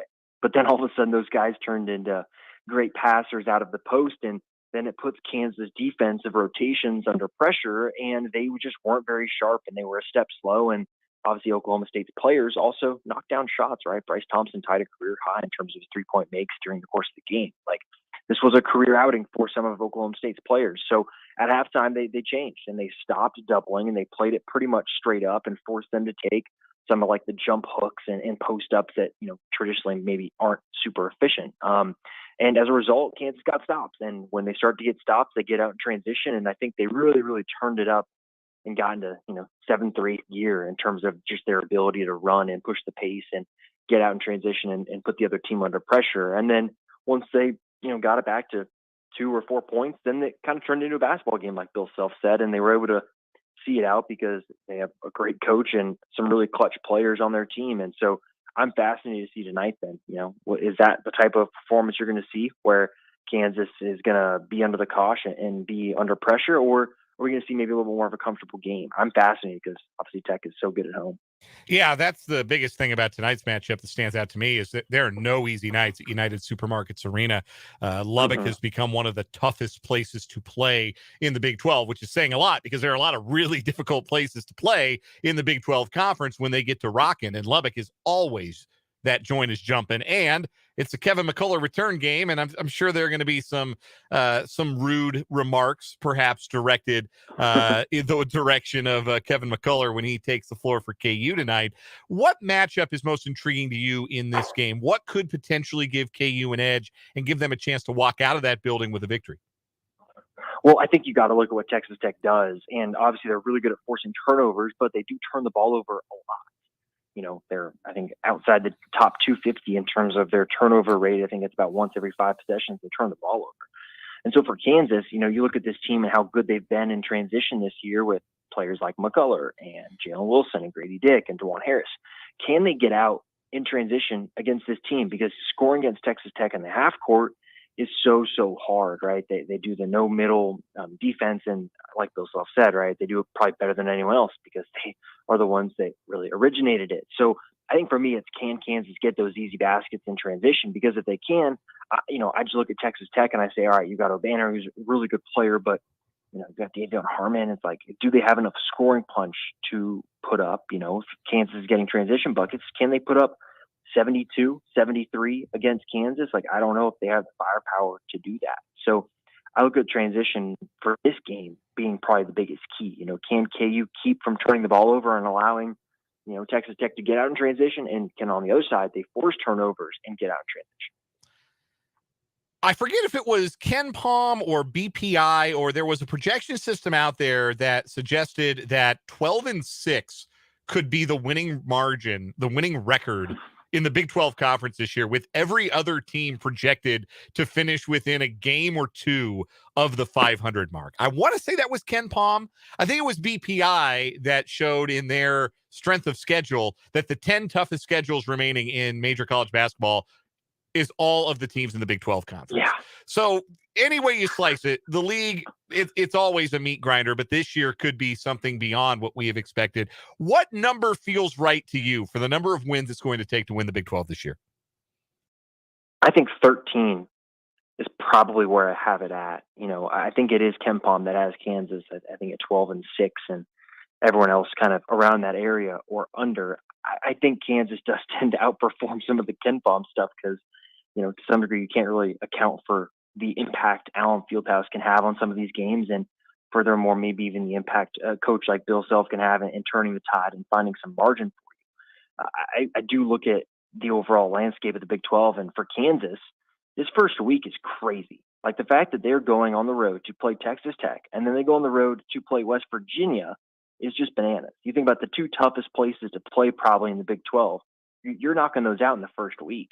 And if Kansas gets through this with, well, just splitting it 1-1, I think you look at that and say that's a huge success. And obviously, I think that probably shows you how good the conference is when you look at these two games and say, yeah, you split that. That's a great outcome. And so I think 13-5 for me probably wins it outright. But if you told me 12-6 gets it outright for you, I wouldn't be surprised. And if you said 12-6 gets you a 2 or 3 way share, I wouldn't be surprised either. I think it's so crazy how just usually when you think about the Big 12, right? Top heavy. Well, I don't know if it's really even top heavy this year, because I think anyone can beat anyone, and I think anyone can beat any other team in the country. That's just how good these Big 12 teams are.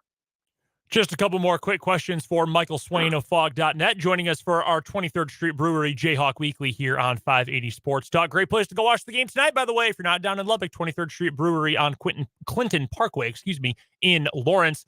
Michael, the spread is 1.5 favoring KU tonight. Can Kansas cover that and get the win? Ooh, I do. It'd be crazy. I mean, so here's a good number for you. Texas Tech has not lost a home game since February of 2021. They've won almost 30 straight home games. And so I think that maybe puts in perspective how huge a win would be in Lubbock for Kansas tonight. And I just like the matchup for Kansas. I think this is the team that will be able to go on the road if they can maintain the level of defense they've played at times, especially in December. Really, you take out the first half against Oklahoma State, and I think defensively Kansas really made some strides. So if they carry that over, I have a good feeling about them winning tonight. I'm not going to lie. I just saw the official KU basketball Twitter account put out their usual every game day who made the half-court shot during shoot-around. It was Kevin McCullough today, so I've got a pretty good vibe for tonight. Oh, gosh, yeah, of course it was going to be him. By the way, and Dan brought this up a moment ago, last thing here, Mike, we've got just about 30 seconds. Why do you think Jeff Goodman thought that Texas Tech fans were going to be nice to Kevin McCullough tonight? Like, what would lead him to believe that? I mean, did he read his mentions after right. he committed to Kansas? Like, no, it's going to be crazy. And I think Kevin will handle it well because, like Bill Self said, you got to see how DeJuan Harris handle it. And I think that Kevin did a good job of not really making a huge soundbite as much as I would have loved it. Michael Swain covers KU better than anybody. You can find his work over at fog.net. It's part of the 24/7 Sports Network. Fantastic VIP stuff over there. You can find Michael on Twitter as well. His Twitter handle is @mswain247, and he joins us for our 23rd Street Brewery Jayhawk Weekly every Tuesday at 4:35. Michael, as always, man, we appreciate the time. Enjoy the game tonight. We'll talk to you next week. Great. Sounds good, guys. Always enjoy it. That is Michael Swain from fog.net. Awesome stuff into all things KU today. Yeah, that's good vibes if McCullough's the one making the half-court shot. It's like, oh, yeah, they'll applaud him. Yeah, no, he'll get a warm welcome. Has Jeff Goodman, Jeff Goodman is a parent of a college student. Does he know college students? He was at the Texas Tech game last year. Is he new to college basketball? Like, what? You just met Texas Tech fans? We got to take a break. Headlines are next on 580 Sports Talk.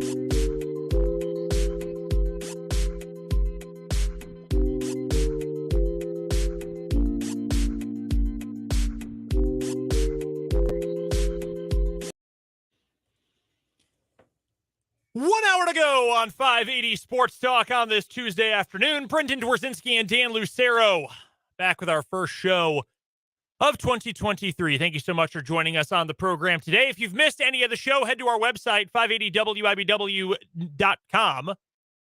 And at the website, you can watch the YouTube live stream of the show. The link to it is embedded right on the front of the website.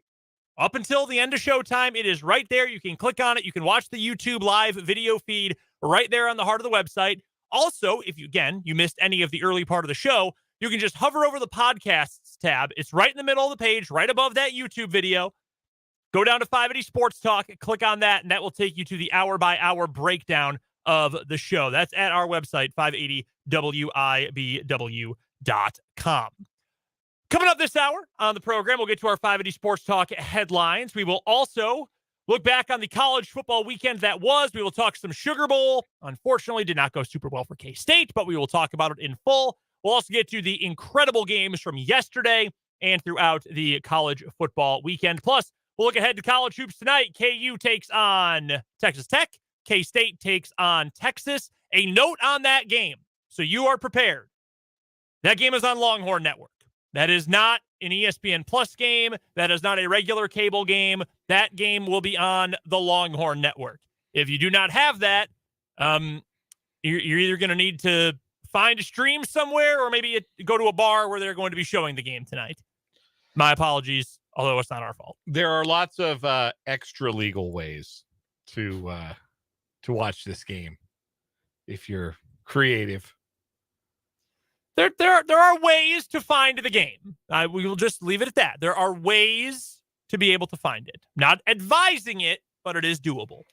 I cannot recommend it, but I can tell you that that was how I watched the Seahawks game yesterday. So, I mean, sometimes you got to pull the tablet out and throw up a little Hail Mary. There are websites out there to get you what you want.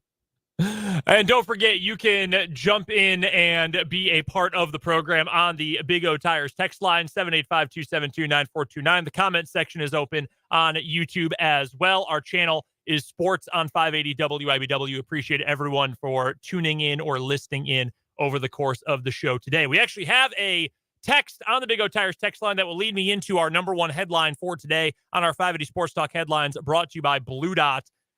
Question from the 785 simply asks, when will Bills-Bengals play? And that is our first headline. And we do not know when exactly that game is going to be played. To rehash and just go back to all the information, I'm sure everyone has seen the play or heard about it or read about it by this point. But Bills defensive back Damar Hamlin collapsed on the field last night late in the first quarter after making a tackle on Bills wide receiver T. Higgins. He was unresponsive on the field, had to be resuscitated by training staff and medical personnel who were there at Paycor Stadium in Cincinnati. He was put on a backboard on a stretcher and was taken away from the stadium in an ambulance to the University of Cincinnati Hospital Medical Center. He is intubated currently. We have been told that. So he is not able to breathe on his own right now. He does have a pulse. His vitals are back. That is good. It is important to get to that point. He has still been listed in critical condition at the University of Cincinnati Medical Center. That is the only information we have had up until this point. The NFL announced today they are not going to resume the game this week. Last night, if you were following along with the coverage on ABC, ESPN, or ESPN2, they originally told the players, even though the NFL since denied this, they told the players, hey, you got 5 minutes to warm up once they had cleared the ambulance from the field. Players began to warm up, but then the team captains and the head coaches came together and said, we are not playing right now. So the teams went back into their locker room, and just under an hour after that, the NFL said, all right, we're not playing football tonight. Some Bills players did stay in Cincinnati overnight to stay nearby Damar Hamlin. Other players, a majority of the roster, flew back to Buffalo. So they left Cincinnati. The earliest they could have played, and the only day they could have played, was tomorrow, Wednesday. That is not going to happen. We do not know when this game is going to be played. We, at this point, do not know if this game is going to be played. It is possible they assign a tie. It is possible they just call the game no contest and each team only plays 16 games this year. we have no idea what is going to happen. There is also the option out there that they might push the playoffs all back a week, eliminate the Pro Bowl week before the Super Bowl, just move everything back a week, and then throw in the quote-unquote week 19 to fit in a game. If you remember from the 2020 season, that was actually brought up as a possible COVID backup plan, was to have, or what's the word I'm looking for? It's contingency plan. Thank you. I don't know why I couldn't come up with that. But as a COVID contingency plan, hey, if we lose 2 or 3 games during the year, we'll just bump everything back and play there. Not like stadiums were being used at that point for anything other than football anyway. So we will be fine in that regard.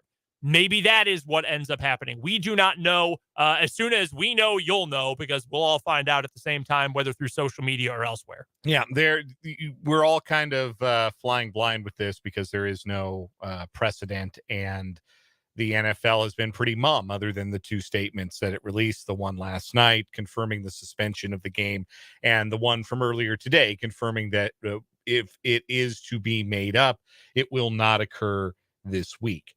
There are lots of obviously implications. This game doesn't just affect the Bills and the Bengals. It affects the entire AFC playoff race. Obviously, it affects whether or not the Chiefs can get the number 1 seed and the bye and home and field advantage throughout the AFC playoffs. It also has an impact on the AFC North divisional race, with the Ravens hanging on by a thread in that race. They needed Cincinnati to lose last night to still have a chance to win the division, with a win over Cincinnati coming up on Sunday, to the point where that game had not received a scheduled time. We're still not sure when they're going to play that game, whether it's going to be in the early window, the 1 p.m. Eastern window, or the 4:25 Eastern p.m. window on Sunday, because that kickoff time was kind of contingent upon what the result of this game would have been. We'll avoid speculation, obviously, and I don't even have a guess. I don't think there's a good answer. I don't think there's an outcome that will make 100% of people happy. And I would just be prepared for, I don't think anything is off the table. I don't think the tie is off the table. I don't think a no contest is off the table. And just, you go by win percentage instead of, just being able to compare teams on the 17-game scale. You have to go by win percentage when you're determining the seeding for the AFC playoffs. That's entirely possible. Could they push the season back a week? They could. I have my doubts, but they could do that. That's on the table. They do have a free week between the conference championships and the Super Bowl. If they wanted to push the entire playoffs back a week, they could. Theoretically, they have the room in the schedule to do that. This is not like if it had occurred in like week 4. Right. Then you manipulate bye weeks and you change some scheduling things around. Like in 2020. Yeah. You get these things made up. This is just uncharted, and prepare for an unsatisfying, in some ways, denouement of the on the field stuff. And then also understand, of course, that none of it matters. Like, none of it really matters when it's put in the context of what happened to halt the game last night. There have been no new developments, no new statements, no updates on the condition of Damar Hamlin. But I have seen, you always try and avoid the Twitter doctors, right? Like, I don't trust a single one of them. No, the people that will watch, like that one dude, that one quack, David Chow, I think, that quack, that drunken quack who got fired for being the Charger team doctor. And now works for a gambling website. Now works for a gambling website. If that's somebody you guys follow, like just broadly, if that's someone whose opinion you pay any attention to, follow on social media, I would advise you to not. I would advise you to find other sources than that particular source. I want to add a moment of levity to obviously a very difficult situation. David Chow on Twitter the other day got fooled by one of those "my gloves are sticky" taunts. When guys celebrate, like, man, I'm catching everything, and they fake like they're going to spike the ball and it won't come off his hand. He legitimately was like, there needs to be an investigation for sticky material on a hand. Like, that's the guy that is supposedly watching games on his, 36-inch TV and coming up with diagnoses. So, yeah, like, maybe avoid going on the word of the Twitter doctors, but we're approaching 24 hours since, and there's enough comfort in some of the reporting that's being done. The Buffalo News did a well-reported and well-sourced story that a lot of people who are cardiologists who study the science of the heart and the health of the heart for a living believe that what happened to Damar Hamlin was something called commotio cordis, which essentially occurs when there is contact to the heart wall in just the right place at just the wrong time. A 20 to 30 millisecond window of time where the electrical circuit of the heartbeat is interrupted to cause somebody's heart to fibrillate.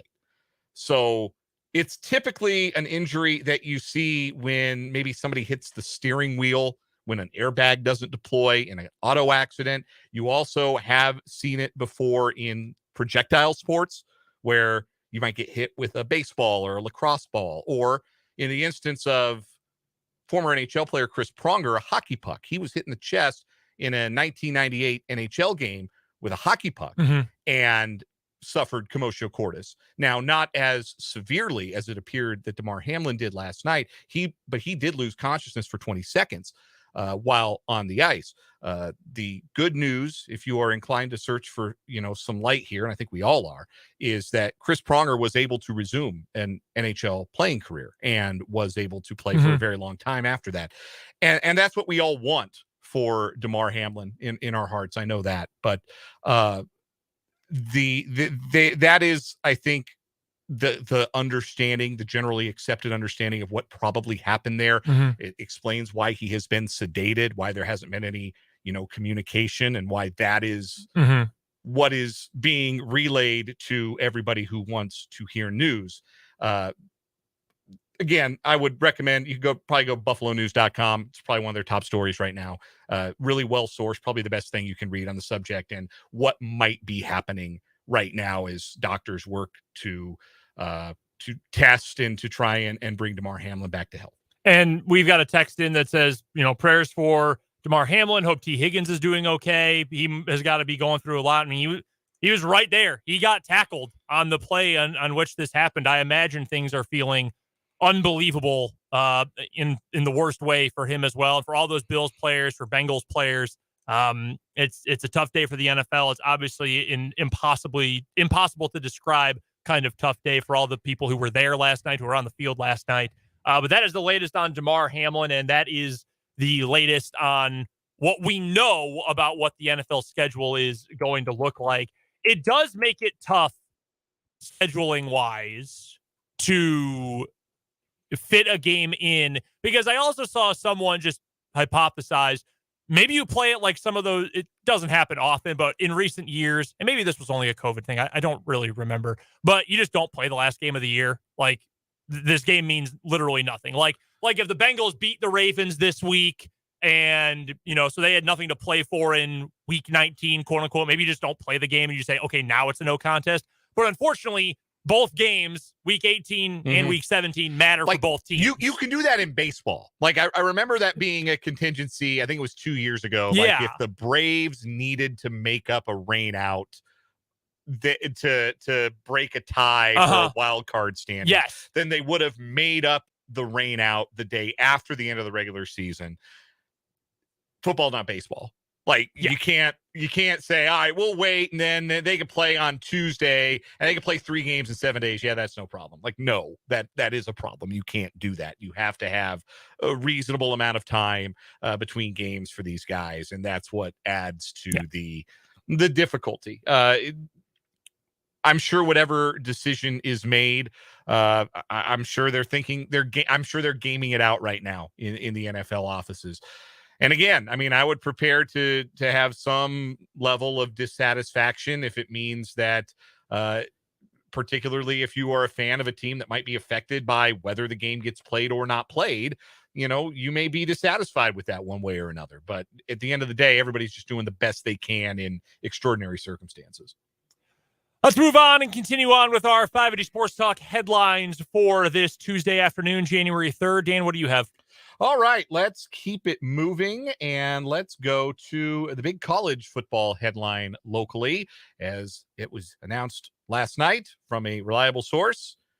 K-State running back Deuce Vaughn confirming that he is headed to the NFL. Deuce posted a statement on Twitter that read, in part, I won't read the whole thing, but I'll read in part, Wildcat Nation. After much thought and consideration, I've decided to forego my senior season and declare for the 2023 NFL draft. I'm excited to embark on this next chapter of my career and chase my lifelong dream. I know there were some who held out a little bit of hope that maybe Deuce might be swayed in a feeling of, maybe it was NIL money, maybe it was a desire to stick around and continue to build what's obviously growing into a stronger program at Kansas State. But at the end of the day, Deuce Vaughn plays running back. Mm-hmm. And Deuce Vaughn plays a position where the lifespan of a professional career is even shorter than it is at a lot of other positions. And so when you have the opportunity to go and make real money doing this for a living, you've got to go do it. And I am certain that no K-State fan out there begrudges Deuce Vaughn for this decision. They are much too grateful for what Deuce has meant to K-State football and the thrills and excitement that he brought to K-State fans to the very end with that 88-yard touchdown run that he had in the Sugar Bowl on Saturday. An all-time Kansas State great. I don't think that's underselling it. A two-time All-American, a record setter, and somebody who is a shoo-in for the Ring of Honor at Bill Snyder Family Stadium. He's off to the pros, where I suspect he is going to make some team very, very happy. Yeah, I think he's no doubt going to make some team very, very happy. I was talking to Fulton on Mic'd Up today. I'm going to guess third round. That's where I would put him. I think day two, though, is somewhere on day two, whether it's second round or third round. I think that's where Deuce ends up going. Won't be a first round. I mean, I guess he could be. I'd be shocked by it, but he'll have a long career in the NFL, assuming health, which you always do. There's just always the assumption of risk in that regard, but I think he will have a very nice, long, productive, and lucrative career in the NFL. I saw a handful of people, you mentioned maybe there was a little bit of hope because we went all of the build up to the Sugar Bowl. Hey, we haven't heard anything. Like we didn't get the, hey, I'm going to go to the draft, but I want to play this final game or whatever. Because we actually saw, I think, more of that this year than recently. Like, hey, I'm going to transfer, but I want to play one last game with my team. Grayson McCall did that for Coastal Carolina, for example, although he's going to stay at Coastal. You saw that from a couple different guys. So there was a little buildup that, oh, man, maybe, just maybe there's a little bit of a chance. But realistically, outside of winning a national championship or going at least to the college football playoff, there's nothing more for him as a person, as an individual to accomplish.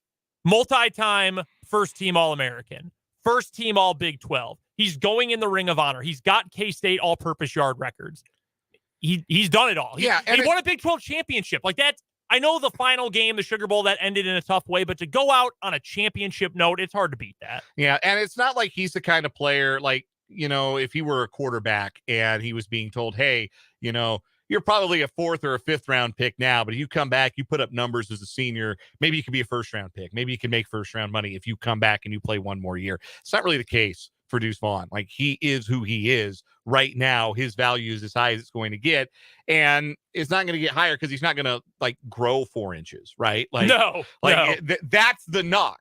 As a football player, Deuce Vaughn's everything you want. Mm-hmm. He catches passes, he blocks, he can run between the tackles, he's got speed to get to the outside, he's elusive in the open field. He could probably return kicks or punts. I didn't ask him to do it, but I'm sure he could do it. Take notes, Chiefs. Right?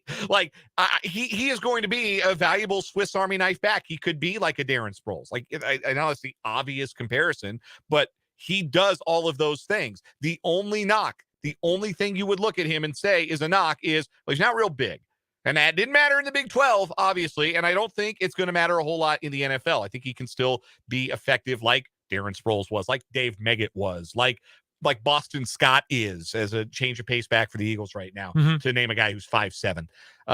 And Vaughn is faster than Boston Scott. Yes, he is. So That's not going to change, though. So his draft stock is what it is. It's not going up. It's not going down. It can only go down in case of a catastrophic injury or something like that. So get while the getting is good and go make some money. And I suspect that at Bill Snyder Family Stadium next fall, whatever team drafts him, we're going to see a lot of those jerseys in the crowd and right next to a lot of purple 22s. Yes, as well. Absolutely. We have a texter from the 785 who says, good for him.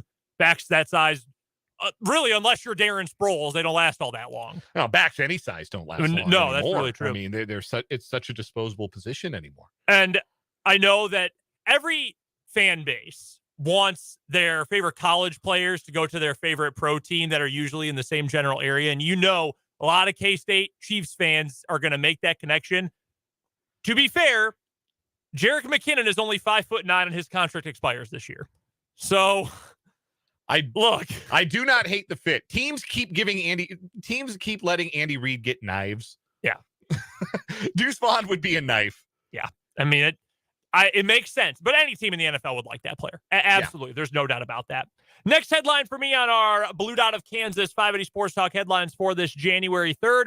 We're going to the college sports world, and this in particular might impact college basketball. The NCAA Division I Transformation Committee. What a dorky sounding group that is. They released a recommendation on Tuesday that all NCAA Division I championship postseason tournament fields be increased to accommodate as much as 25% of a sports membership. So in other words, if you've got 300 schools participating in a certain sport, they recommended your postseason tournament should include at least a quarter of that. So at least, if the number's 300, at least 75 schools.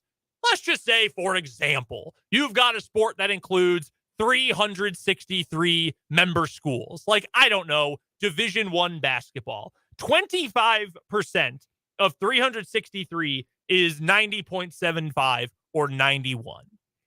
So you can connect the dots here that the NCAA Transformation Committee for Division I is saying, yes, NCAA tournament for men's basketball, you should look at extending your field to as many as 91 teams from its current 68-team base. Understandably so, this idea has been pushed back on a lot. Is it because it sucks? I don't know if it's necessarily because it sucks. I think it might just be because it's incredibly stupid. But it's probably somewhere on the spectrum of sucks or stupid.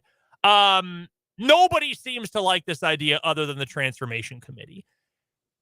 Now, Matt Norlander of CBS Sports did a really good explainer about this, and it's at cbssports.com right now. It's at the bottom of their homepage. But he essentially writes that, look, a lot of people are going to be upset about this. A lot of people aren't going to like this. But just because they're recommending it doesn't mean it's A, going to happen, or B, going to happen anytime soon. And as we know with the March Madness men's basketball tournament and women's basketball too, it's not just, hey, we're putting on a tournament, come out and watch. It's, no, we are putting on a tournament that generates $1 billion in revenue. That takes media partners, among other things. CBS and Turner are willing to say, yeah, we'll pay out $1 billion or $990 million, whatever it is, to get, what would it be, 30 however many games of the NCAA tournament, including the first four, every round of it, the Final Four, the national championship game. We're willing to pay $1 billion for that. You're going to be able to get the same kind of payout from them? Are they going to be willing to do the same kind of thing if they are adding another as many as 23 teams to the field? So if you want to even it out, make it 20 or 22 or 24 teams, that's 11 or 12 more games. You're going to get the same kind of bang for your buck. You're going to get the same kind of payout. Are they interested in that? We got to worry about all the other corporate bureaucracy that comes with all that, all the other financial bureaucracy that comes with that. Not only is it fair to assume no, Dan Gavitt, who is the vice president of basketball for the NCAA, has said as much. He told a podcast back in December, quote, "The conversations about expansion in my decade at the NCAA have been very infrequent and very short. Our broadcast partners have also not expressed any interest in having a larger field." That was tweeted by Brian Fisher, who is a college football writer at Fox and also editor of Collegiate Sports Connect, which is where he got those comments from Dan Gavin. So, yeah, that might be the recommendation, but it doesn't really feel like there's any desire for it. Yeah. Probably some coaches who would love to be the 84th team in if it meant they got to keep their job and got a raise. Yeah. And maybe some ADs, if they felt like having their basketball team be the 90th team in the tournament might get them a raise. But the networks don't want it. And I think the larger college basketball community is not really super eager to do this. Especially in an era in which sports gambling is so much bigger. I think there's often a lot of push. Like, we hate this idea, obviously. But there's a lot more people. There's more games to watch. There's more games to gamble on. There's more stuff to pay attention to. Like, what's bad about that? And then you also get the inevitable, well, I bet when the tournament was only 32 teams, people said it would suck at 64. That's like literally a first semester of college speech class fallacy that you learn about. Like, I learned about that in Comms 130 at KU. Like, that's just because it was good in the past does not mean the same thing applies now or in the future. I would not be shocked if something changed, but I don't think it's happening anytime soon. Here's the other part of it, though, too, is the NCAA tournament is one of but a handful of sporting events that has broad interest from casual fans. Like, you have people who don't follow college basketball all year, but they follow the tournament. Why do they follow the tournament? Because they filled out a bracket and they entered their $5 office pool or their $20 office pool or whatever it is, or they're in the ESPN pool to have a perfect bracket, win $1 billion, whatever it ends up being.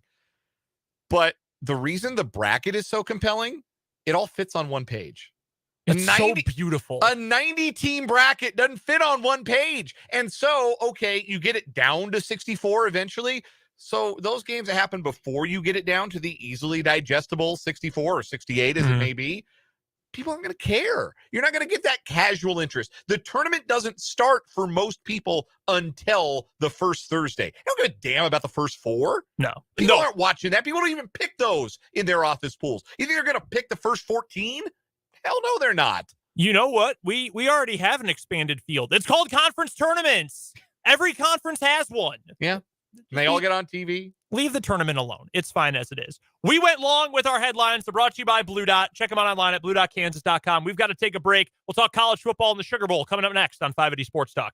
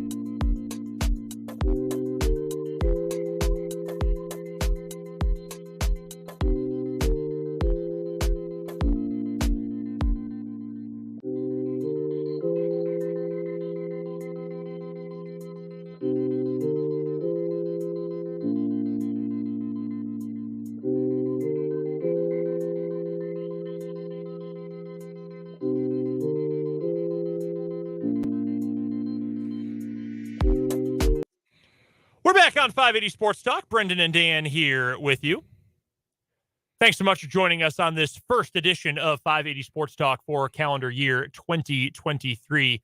Went really long with some of those headlines. Obviously, the Damar Hamlin news is the biggest story in sports right now, so we spent a lot of time on that. There is a lot going on in the sports world right now. There's so many Jim Harbaugh rumors out there. We could spend a whole hour on it. We did nearly today in the office, just talking about it.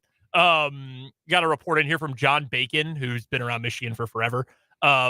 Nothing final, but if he goes, it would not be because of money, NIL, control, or anything else regarding Michigan, just growing frustration with college football itself, which sounds like a nonsense quote, but also that's literally what Roy Williams said. He was just sick of it. That's a thing. Maybe if NCAA had any sort of backbone, maybe you would hear these great coaches saying these things. The more I think about it, if you're a pro coach, you can turn it off. You get to take a vacation because you know what you don't have to do? Cruton. Yeah. It's it's the old joke, right? ABC, always be Cruton. Always be Cruton. No, you really are. You're always Cruton because you got to recruit the high school kids and you got to recruit the transfer portal. You got to recruit JUCO. And now you got to recruit your own players. Mm-hmm. Keep them out of the damn portal. So it is much more, I think, of a 365, 24/7 job than even being a coach in the NFL is. Probably, the stakes are maybe they're higher depending on where you're at. Yeah. But the pressures are a little different and maybe even you could argue a little less. The other thing too, Jim Harbaugh's had a lot of success coaching college football, a lot of it between even at San Diego, but at Stanford, especially at Michigan, it's got to kill him that John Harbaugh has a Super Bowl ring and he does not. I'm sure he loves his brother dearly. That's got to kill him inside, a guy that competitive. Speaking of college football, we'll get to a couple of the headlines here in just a moment, but final reactions to the Sugar Bowl from Saturday. I did not get to watch the game in full because I was doing the Washburn games down in Edmond. I watched the competitive parts of the game, and I would check during the media timeouts. I'd pull Twitter up and just see what was going on. And for about an hour, it was just K-State fans saying, "God damn it, Bryce Young. God, why? Why is this happening?" Look, sometimes you play one of the best players in college football, and sometimes that guy has one of the best games of his entire career. And sometimes not only is he one of the best players in college football, he's probably the starting quarterback of the Houston Texans in 8 months. It'd be like that sometimes. And Alabama just had more dudes, and the most important dude was the quarterback. Yeah. Bryce Young was awesome, and you tip your cap to him, and that's where you start. Look, K-State fired a warning shot big time. They were up 10-0, and I thought they got the better of the early exchanges. In fact, I think you can credibly argue that for the first 29 minutes of football, Kansas State was a better team. I really think you can argue that, even with as well as Bryce Young played once he got into a rhythm, even down 14-10 as K-State was driving there at the end of the first half. I felt like you could say K-State had been the better team, or at the very least on level pegging with Alabama for those first 29 minutes. I am glad that Chris Kleiman coached that game to win it. And I am of the belief that the gambles that Kleiman took, even if they were a little too spicy for me, like the onside kick to open the second half. Yeah. Those are things that you do when you are the underdog and you are playing to win. When you are needing to take some risks, to make some gambles, to try and win a football game against a team that's got some advantages on you. Those are the things you have to do. Every single one of those gambles blew up in Kansas State's face. And the end result, people talk about the middle four, right? The final 4 minutes of the first half and the first 4 minutes of the second half. How vital those can be, because it gives teams a chance to maybe score, you get the ball back and score again if they've deferred their choice, or they get the ball to start second half, whatever it might be. The middle four is always so crucial. Alabama dropped a nuke on Kansas State in the middle four, and that was the ball game. But that being said, if I were a Kansas State fan coming out of that, if I'm observing of Kansas State, what I see is a team that stood up to Alabama for the first half of football and that took the gambles they needed to take, and none of them worked out. Go for it on 4th and goal. Didn't work out. Call a timeout. Try to get the ball back when you think they're not going 98 yards on us. We've played great defense in this half. They're not going to go 98 yards on us. We're going to get some stops. We're going to make some tackles. We want the ball back. We want to maybe try and get those 3 points, go in the locker room. Blew up in K-State's face because Jahmyr Gibbs and Bryce Young were the 2 best players on the field. Onside kick blew up in K-State's face. All of those chances that they took, all of them went south. And sometimes that's the way it works. And it took what was a competitive football game for 29 minutes and turned it into a laugher in the span of 3. And that's unfortunate because, I mean, that 45-20 is forever. It goes in the books that way, and it's disappointing. And you feel really disappointed if you're a Kansas State fan that game wasn't closer, because it could have been, and it wasn't. And if, let's say they kick the field goal there and Alabama's happy to take a 1-point lead into the locker room and it's 14-13 out of the half and Chris Kleiman kicks deep, maybe then it ends up a little more respectable on the scoreboard. But the way Bryce Young was dealing, that game was only going to end one way. He threw 21 passes. He completed 15 of them, still had over 300 yards, and threw for 5 touchdowns. I mean, that's foolish. That is unbelievable kind of efficiency. He was awesome. And look, in the end, I don't have a problem with any of the decisions, because you're right. You're the underdog, tough environment, more Bama fans in the area. Get the momentum back, play to win. Yeah. I would have been like kicking the field goal on 4th and 2 to make it a 1-point game, to turn a 1-score game to a 1-score game at the half. I would have hated that. I wanted Kansas State to go for it on 4th down. They had already gone for it on 4th down on that drive. They were very clearly letting them hang and playing to win. And sometimes, like you say, you get burned. And they got burned. And Bryce Young played brilliantly and made some throws that, like, there was nobody that Kansas State played against this season capable of making those throws other than that guy. And I don't think this game is a referendum on K-State's season. I really don't. Like, you won 10 games. You won the Big 12. No one's taking that from you. It was a truly great year for K-State. I don't think this is a referendum on that. Sometimes you just get beat. Yeah. And again, sometimes you play the future starting quarterback of the Houston Texans, and when you don't get the breaks, sometimes that loss is by 20 plus. Yep. Yeah. I think it's as simple as that. But I think that I don't think they were. We have a text here from the Big O Tigers text line for the 75 that says, I think Alabama had more Jimmys and Joes. I don't think K-State was outclassed man for man. I think that's a fair way to put it. Yeah. Alabama had the best players on the field, 100%. But Kansas State, particularly in that first half, first 29 minutes, they were toe-to-toe. They were trading punches in the middle of the ring. That's what you wanted to see, and that's what you got. It was unfortunate that the game got away in the manner that it did. But again, the building blocks are in place for Kansas State to build on this. They got that stage. They earned that stage. They are the only team to beat one of the 2 participants in the college football national championship game. Their losses this year are to that same team, who again is playing for the national championship, along with 2 other teams that won New Year's 6 games, and then Texas by 1 score at home. Like, they had a hell of a year. All the metrics will tell you they were a top 10, 15 team in the country this year. That's a hell of a year for Kansas State football, and the future looks bright. Here's one from the 785. A lot of belief in the Horned Frogs, the other purple team still playing. The soon-to-be national champs only had 1 loss, and who is it to? K-State. I think they're going to get wrecked by Georgia, man. I think they are in a lot of danger. I think they're going to get wrecked.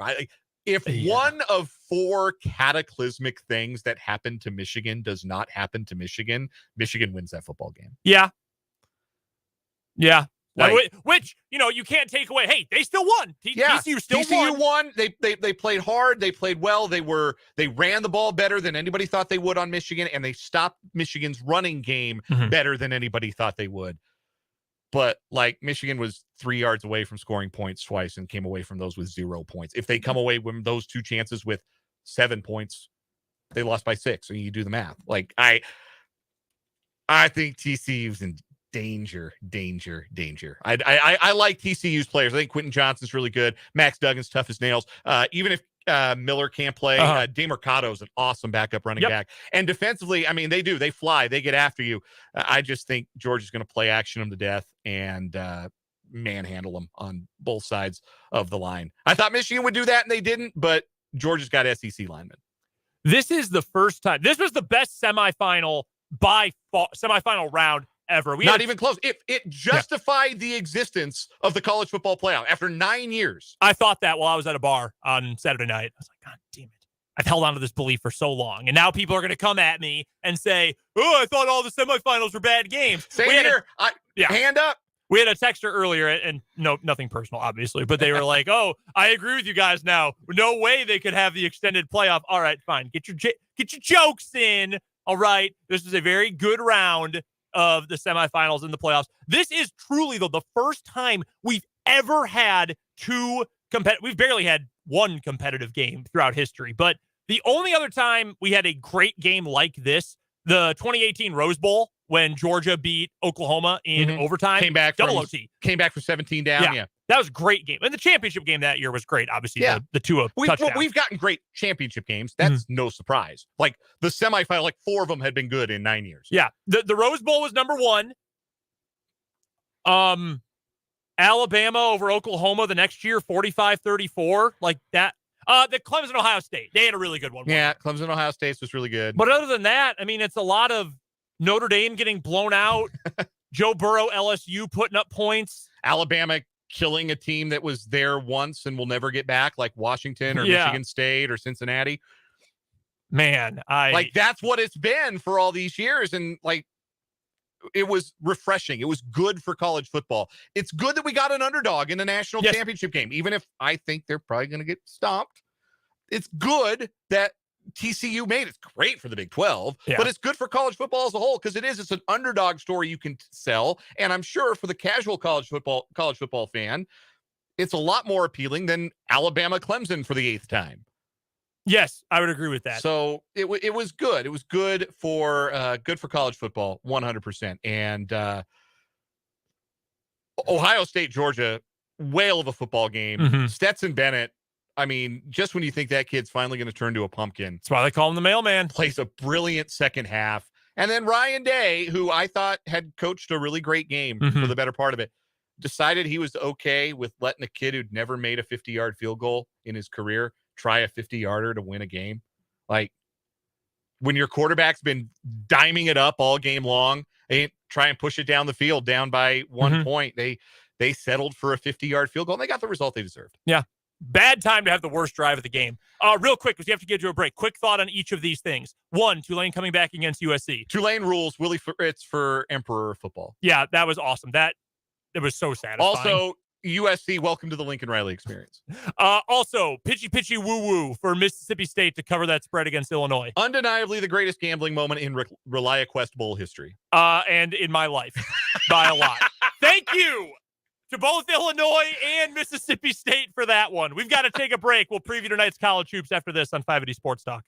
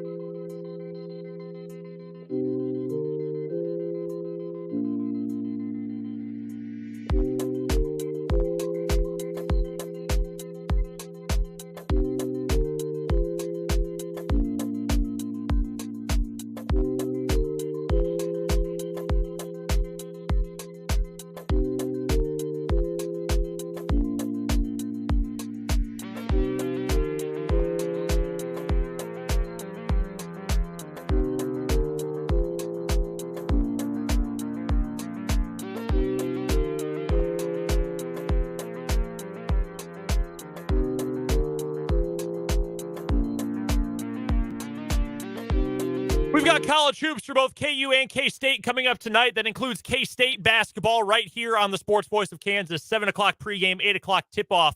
Wyatt, Stan, and company. That one will be down in Austin. TV for that game, Longhorn Network. So sorry about that.